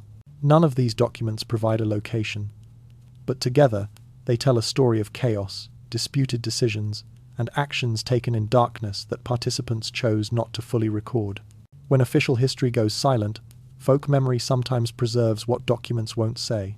In villages around Pamplona, in mountain settlements across the Pyrenees, stories about Eleanor survived through oral tradition, passed from grandmothers to granddaughters across centuries, before finally being recorded by folklorists in the 19th and 20th centuries. The stories share common elements, but differ in details, suggesting they emerged from actual events that were witnessed, misunderstood, embellished, and transformed through generations of retelling. One recurring legend claims Eleanor was buried beneath the old oak at the crossroads. The specificity is intriguing. Crossroads burials were traditional for people denied consecrated ground, for suicides and excommunicates, and others the church refused to inter in holy earth.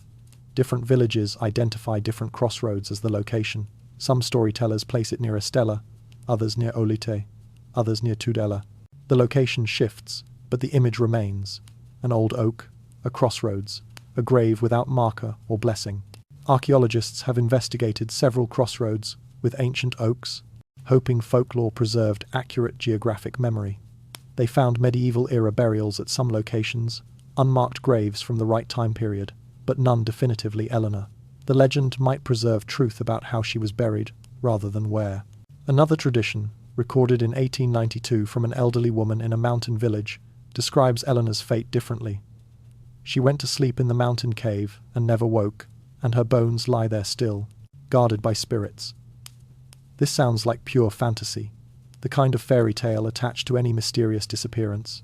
But hermit saints often lived and died in caves, and Eleanor's documented interest in mysticism and spiritual retreat makes cave burial less absurd than it initially seems. The Pyrenees contain thousands of caves, most unexplored, any of which could theoretically house a forgotten burial. Some families claiming descent from Eleanor's household servants preserve their own traditions.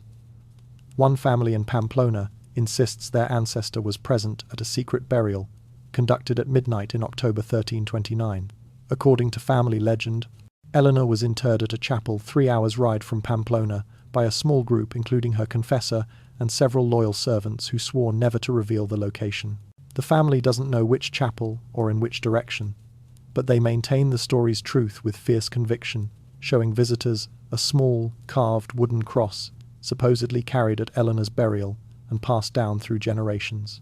Another family tradition claims Eleanor was buried in the place she loved best, which different tellers interpret as the monastery she renovated, a garden she maintained, or a chapel she personally commissioned. The vagueness makes the legend useless for actual location purposes, but it suggests contemporaries believed Eleanor's burial site was chosen deliberately, based on her own wishes or preferences, not randomly or punitively. Folklorists debate whether these legends preserve genuine historical memory or simply reflect archetypal narrative patterns. The skeptical view notes that lost ruler stories appear across cultures, King Arthur sleeping in Avalon, Barbarossa waiting in his mountain, without necessarily indicating historical truth. They're comforting fictions that societies create to cope with ambiguous endings. The optimistic view counters that while legends certainly embellish and distort, they often contain kernels of authentic memory. The persistence of Eleanor's stories across 7 centuries, told independently in different communities, suggests something genuinely unusual occurred. Common people witnessed something: a nighttime burial, a body moved in secrecy, unusual circumstances around Eleanor's death, and tried to make sense of it through stories that survived when official records didn't. The legends don't tell us where Eleanor rests, but they confirm her missing grave was recognized as mysterious from the beginning, that people at the time knew something strange had happened and created explanations to fill the historical void official sources left empty. Old women in mountain villages still tell stories their grandmothers told them. The queen sleeps beneath the oak. The queen rests in the cave. The queen was buried at midnight where no one remembers. 700 years of stories, all saying the same thing. Eleanor's grave exists somewhere, hidden, waiting to be found.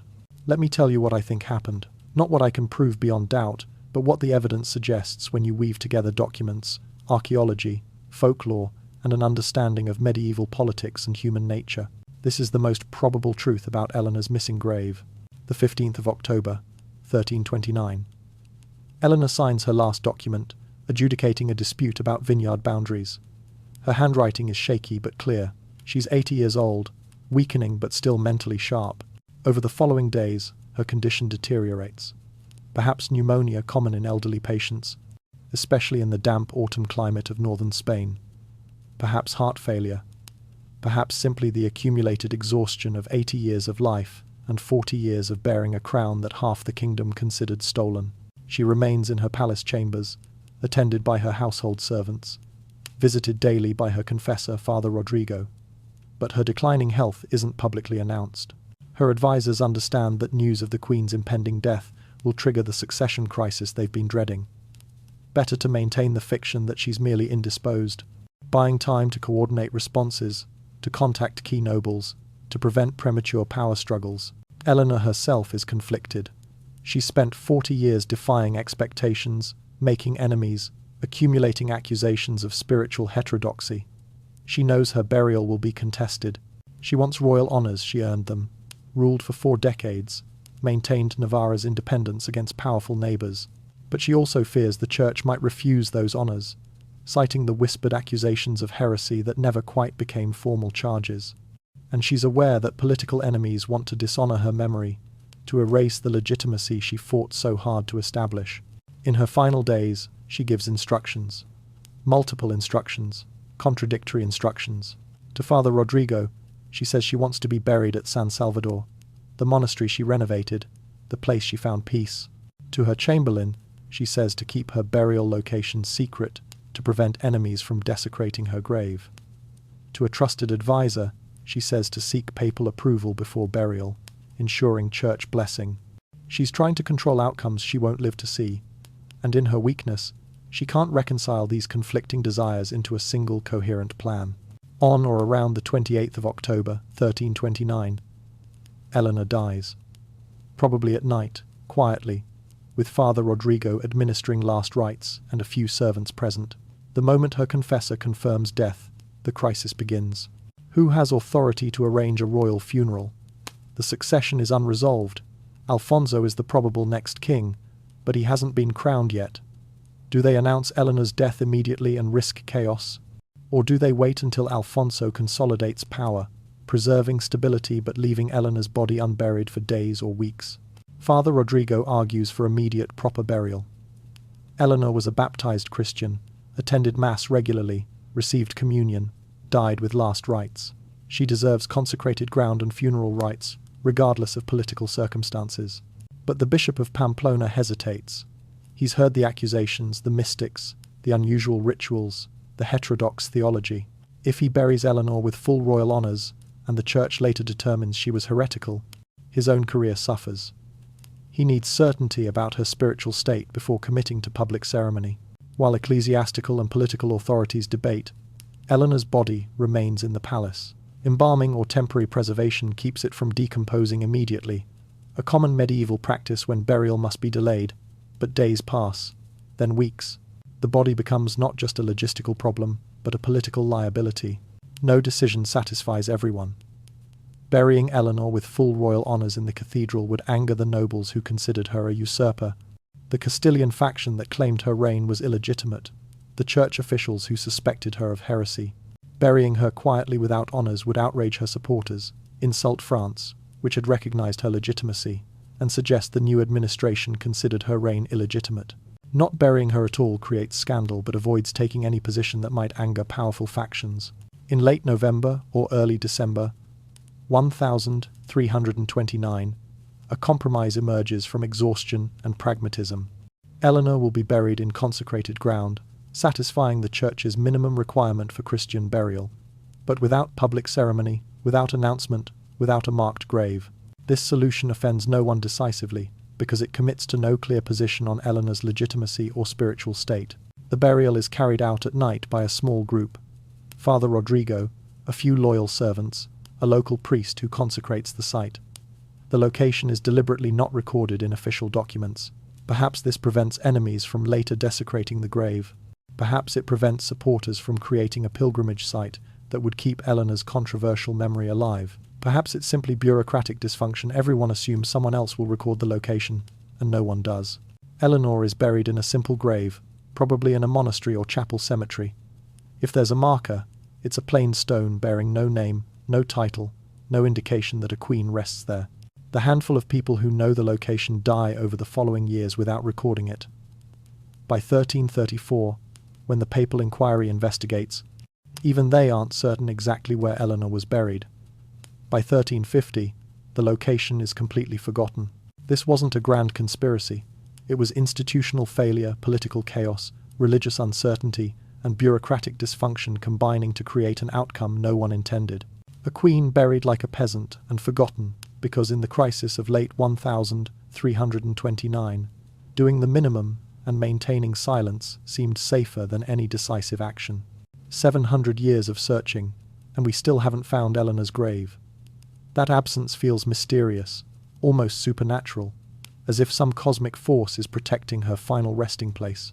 But the reality is more mundane and, in some ways, more frustrating. The grave remains lost, not because of ongoing conspiracy or magical protection, but because of practical factors that make finding a single, unmarked medieval burial nearly impossible. Start with medieval burial practices. Unmarked graves in monastery and chapel cemeteries were standard for non-royal burials. If Eleanor was interred without ceremony in a monastery graveyard, her grave would be identical to dozens of others. A rectangular pit, a simple wooden coffin, perhaps a plain stone marker with no inscription. Nothing distinguishes a queen's bones from a commoner's bones after centuries of decomposition. Unless Eleanor was buried with distinctive royal regalia, crown, jewellery, elaborate coffin fittings, her remains are archaeologically indistinguishable from any other elderly woman who died in the early 14th century. Medieval cemeteries were frequently reused. Once bodies decomposed fully, bones were often moved to ossuaries, charnel houses, where skeletal remains were stored to make room for new burials. This practice was economical and practical, allowing small cemeteries to serve communities for centuries. But it means Eleanor's bones might have been moved decades after her death, mixed with hundreds of others in an ossuary, making individual identification impossible. We might locate the cemetery where she was originally buried and still never identify her specific remains. 7 centuries of landscape change have obscured countless medieval sites. Churches have been rebuilt, sometimes on different foundations. Monasteries have been abandoned, their buildings quarried for stone, their grounds ploughed for agriculture. What was rural monastery land in 1329 might now be under a modern town, a highway, an industrial complex. Ground-penetrating radar can detect buried structures and grave sites, but only if you know approximately where to look. Systematically scanning all of northern Spain and southern France where Eleanor might be buried would require decades of work and resources that no institution has committed. The lack of DNA reference samples makes definitive identification impossible, even if we find candidate burials. Eleanor had no children. Her siblings' burial locations are unknown. Her parents' graves have been lost. Without DNA from a confirmed relative, we can't verify that any discovered skeleton is actually Eleanor. Modern archaeology has excavated dozens of burials from the right time period, in the right locations, containing remains of women approximately Eleanor's age. Any of them could be Eleanor.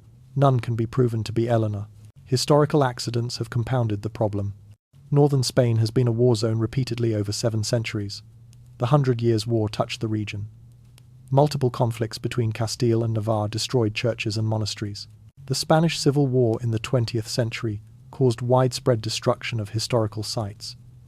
Each conflict meant archives burned, monuments were destroyed, oral traditions were interrupted. Knowledge that might have survived in more stable regions was lost in Navarre's turbulent history. Finally, if Eleanor's burial was deliberately kept secret to avoid political complications, that strategy succeeded beyond what anyone in 1329 could have imagined. An unmarked grave prevents supporters from creating a cult, prevents enemies from desecrating remains, and allows a kingdom to move forward without the symbolic weight of a controversial royal tomb. What was pragmatic political decision in 1329 became permanent historical erasure.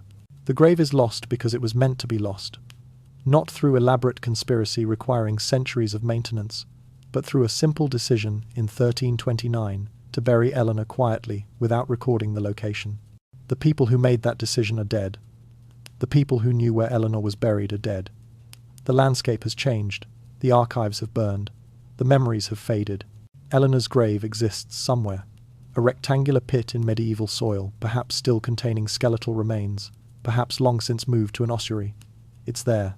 But finding it requires either extraordinary luck, stumbling upon it during unrelated construction or excavation, or systematic archaeological survey of dozens of potential sites, combined with skeletal analysis of hundreds of individuals, most of whom won't be Eleanor. We may never find it.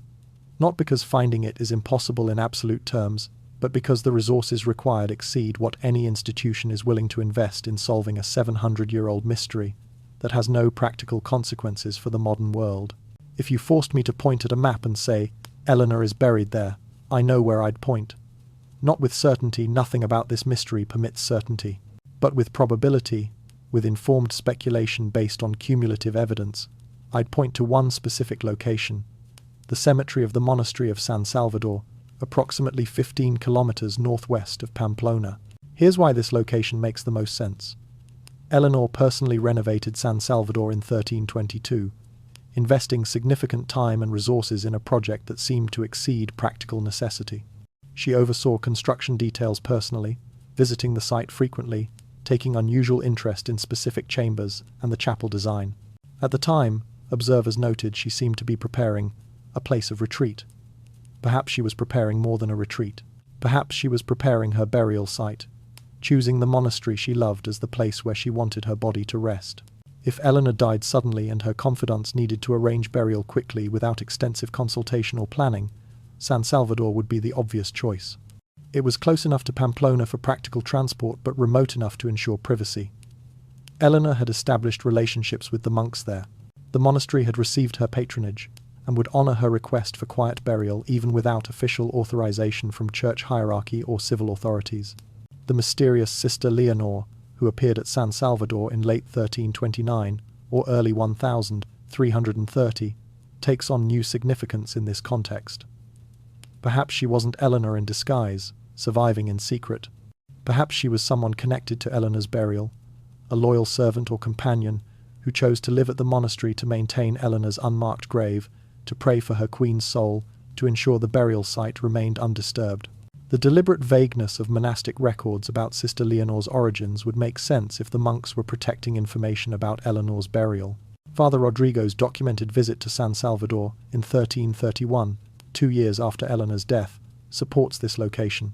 Why would her confessor make a special journey to this specific monastery, if not to visit Eleanor's grave, to confirm it remained undisturbed, to offer prayers for the queen he had served for decades?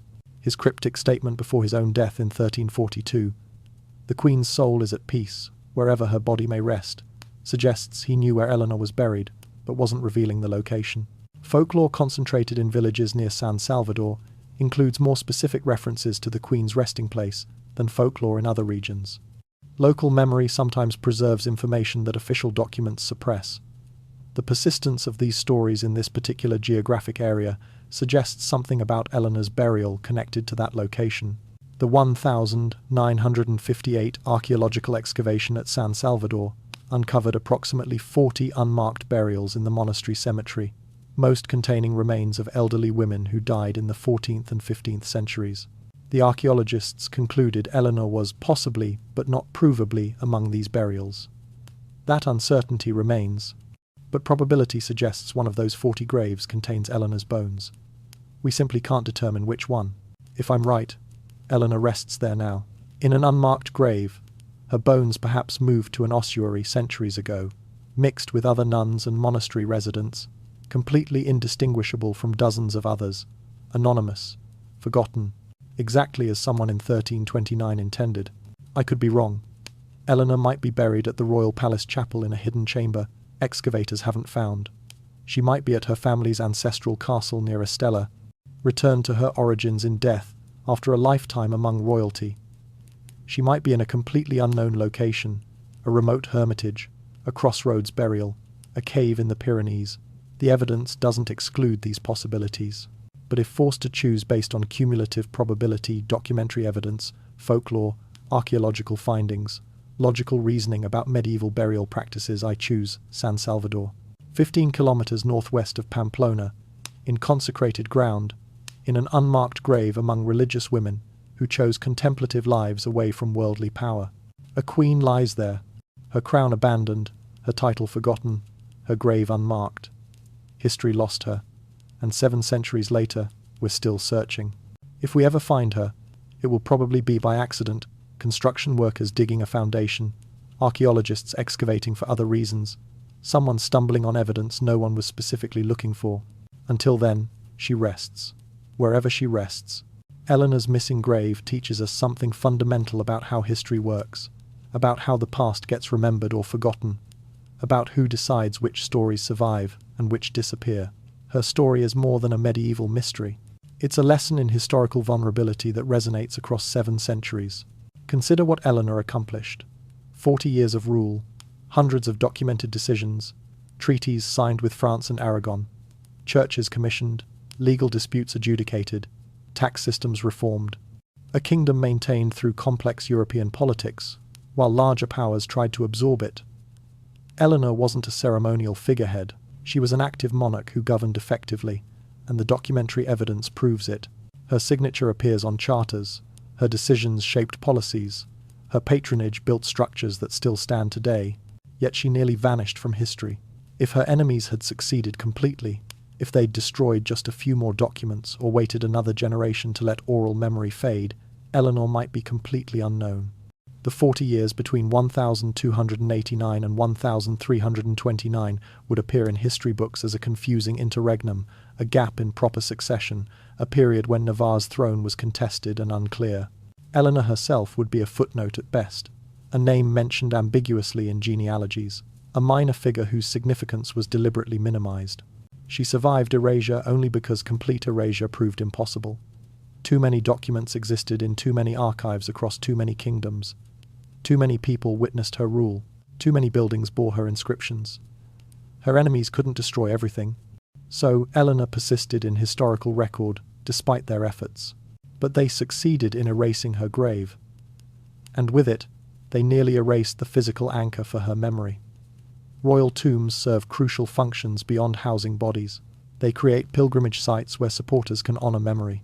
They establish visual proof of legitimacy. Successors point to ancestors' tombs to demonstrate dynastic continuity. They generate stories, legends, and traditions that keep historical figures alive in collective memory. Deny someone a tomb, and you deny them these mechanisms of remembrance. Eleanor's case is unusual because we can document the erasure attempt. Usually, successful historical erasure leaves no traces. How would we know about people who were completely forgotten? By definition, we wouldn't. If Eleanor's documentation had been destroyed as thoroughly as her grave, we'd never know she existed. She'd be an invisible gap, an unknown absence in history. This raises disturbing questions. How many other figures have been completely erased? How many people lived, ruled, created, influenced their times, but were deliberately forgotten? How many women, particularly, whose power threatened male authority, whose voices challenged institutional hierarchies, whose very existence complicated convenient narratives? Eleanor survived in record, but how many Eleanors didn't?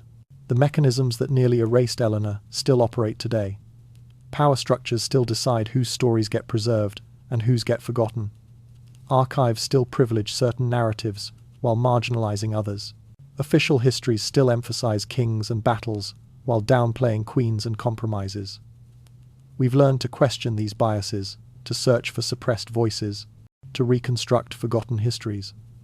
But Eleanor reminds us how fragile historical memory is, how dependent survival is on the choices made by the generation immediately following someone's death. History isn't an objective record of everything that happened. It's a selective construction shaped by who controls the narrative, what survives by accident or design, and what later generations choose to investigate. Every chronicle was written by someone with biases. Every archive reflects priorities of those who maintained it. Every historical narrative results from countless decisions about what to include, what to emphasize, what to ignore, what to forget. Eleanor's missing grave is a warning written in absence. It tells us that power can be erased, memory can be suppressed, even queens can be forgotten if the right people want them gone. It tells us that history is fragile, that truth is vulnerable, that remembering requires active effort against forces that prefer forgetting. But Eleanor's survival, despite erasure attempts, also tells us something hopeful. Complete erasure is difficult. Truth has resilience. Evidence scatters across multiple sources, making total suppression nearly impossible. Oral traditions preserve what documents destroy. Physical structures testify when paper burns.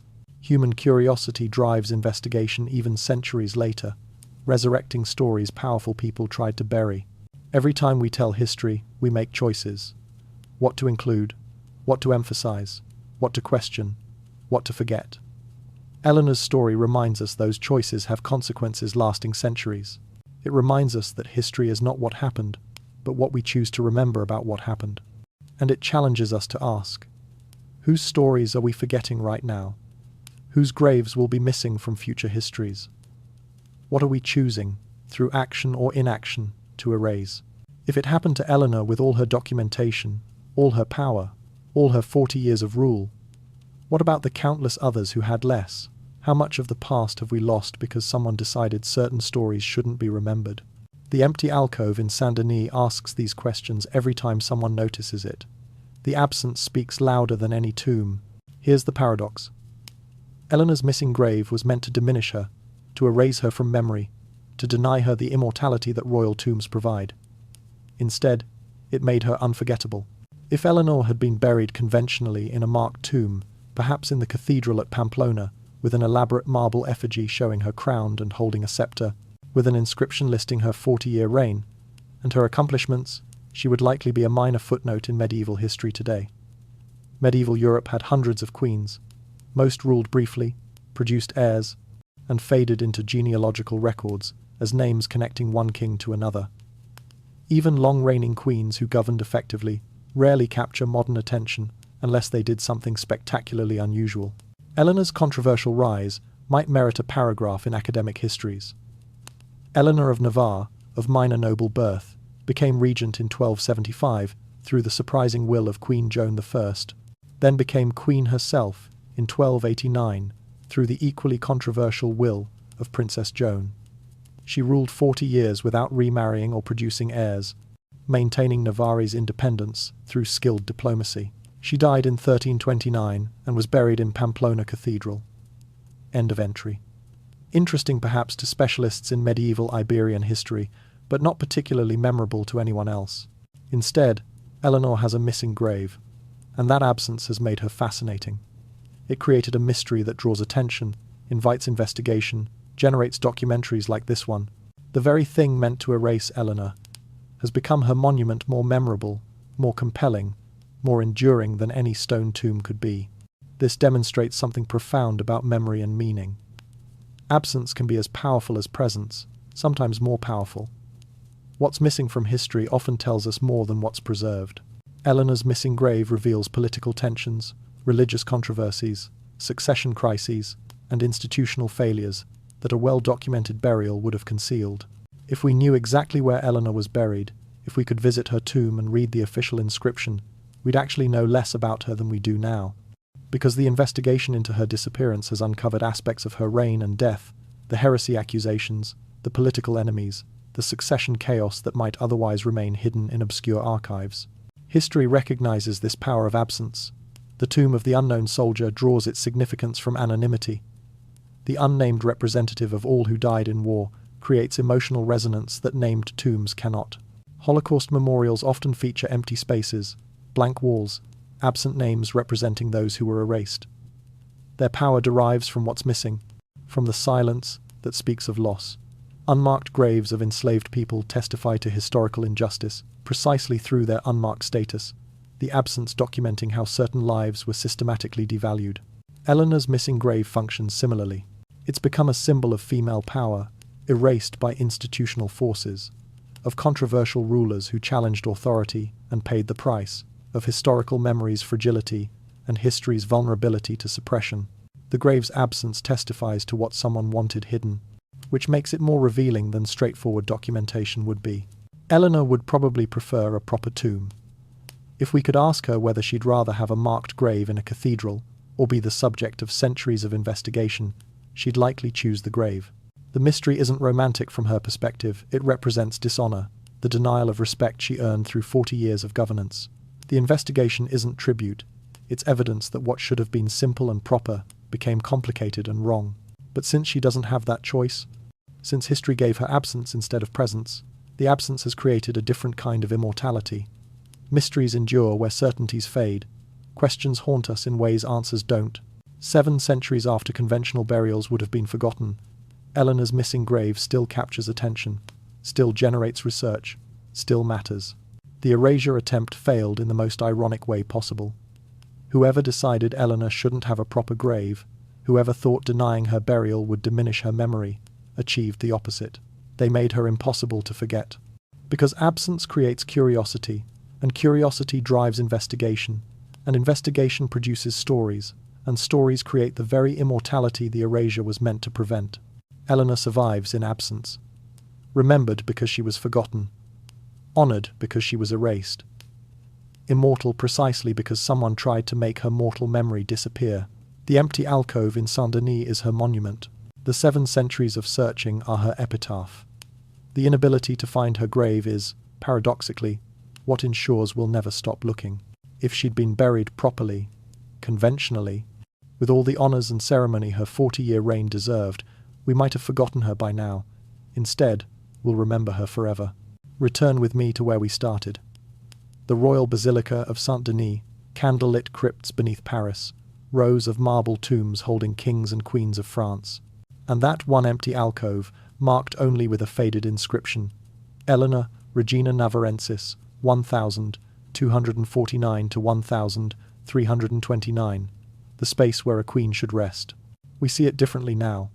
The emptiness isn't tragedy, it's testimony. It testifies to Eleanor's controversial rise, her tenacious rule, her complicated legacy, and the institutional forces that tried to erase her. The absence speaks. It tells a story no tomb could tell. Let me recount that story one final time, compressed into the arc of a single life. 1249. A girl is born in a minor castle in the Pyrenees foothills. Fourth child, no inheritance, no prospects, destined for obscurity. 1267. The girl, now 18, enters royal service as a lady-in-waiting. She's intelligent, observant, learning how power works by watching those who wield it. 1275. The impossible happens. Queen Joan dies and names Eleanor, not royal relatives, not powerful nobles, but Eleanor as regent for her 3-year-old daughter. Eleanor is 26. She faces immediate coup attempt and diffuses it through diplomatic skill no one knew she possessed. 1275 to 1289. 14 years as regent. Eleanor governs effectively, maintains peace, patronizes the church, and prepares Princess Joan to rule. She makes enemies but also makes Navarre prosper. 1289. Princess Joan dies at 17. Through her will, Eleanor becomes queen. Not regent anymore, queen. Half of Europe considers this illegitimate. Eleanor rules anyway. 1289 to 1329. 40 years. War and peace. Alliances and betrayals. Prosperity and opposition. Eleanor navigates it all, maintaining Navarre's independence while larger kingdoms try to absorb it. She refuses to remarry, refuses to apologize for her existence, refuses to govern as anything less than what she is, a queen. 1329.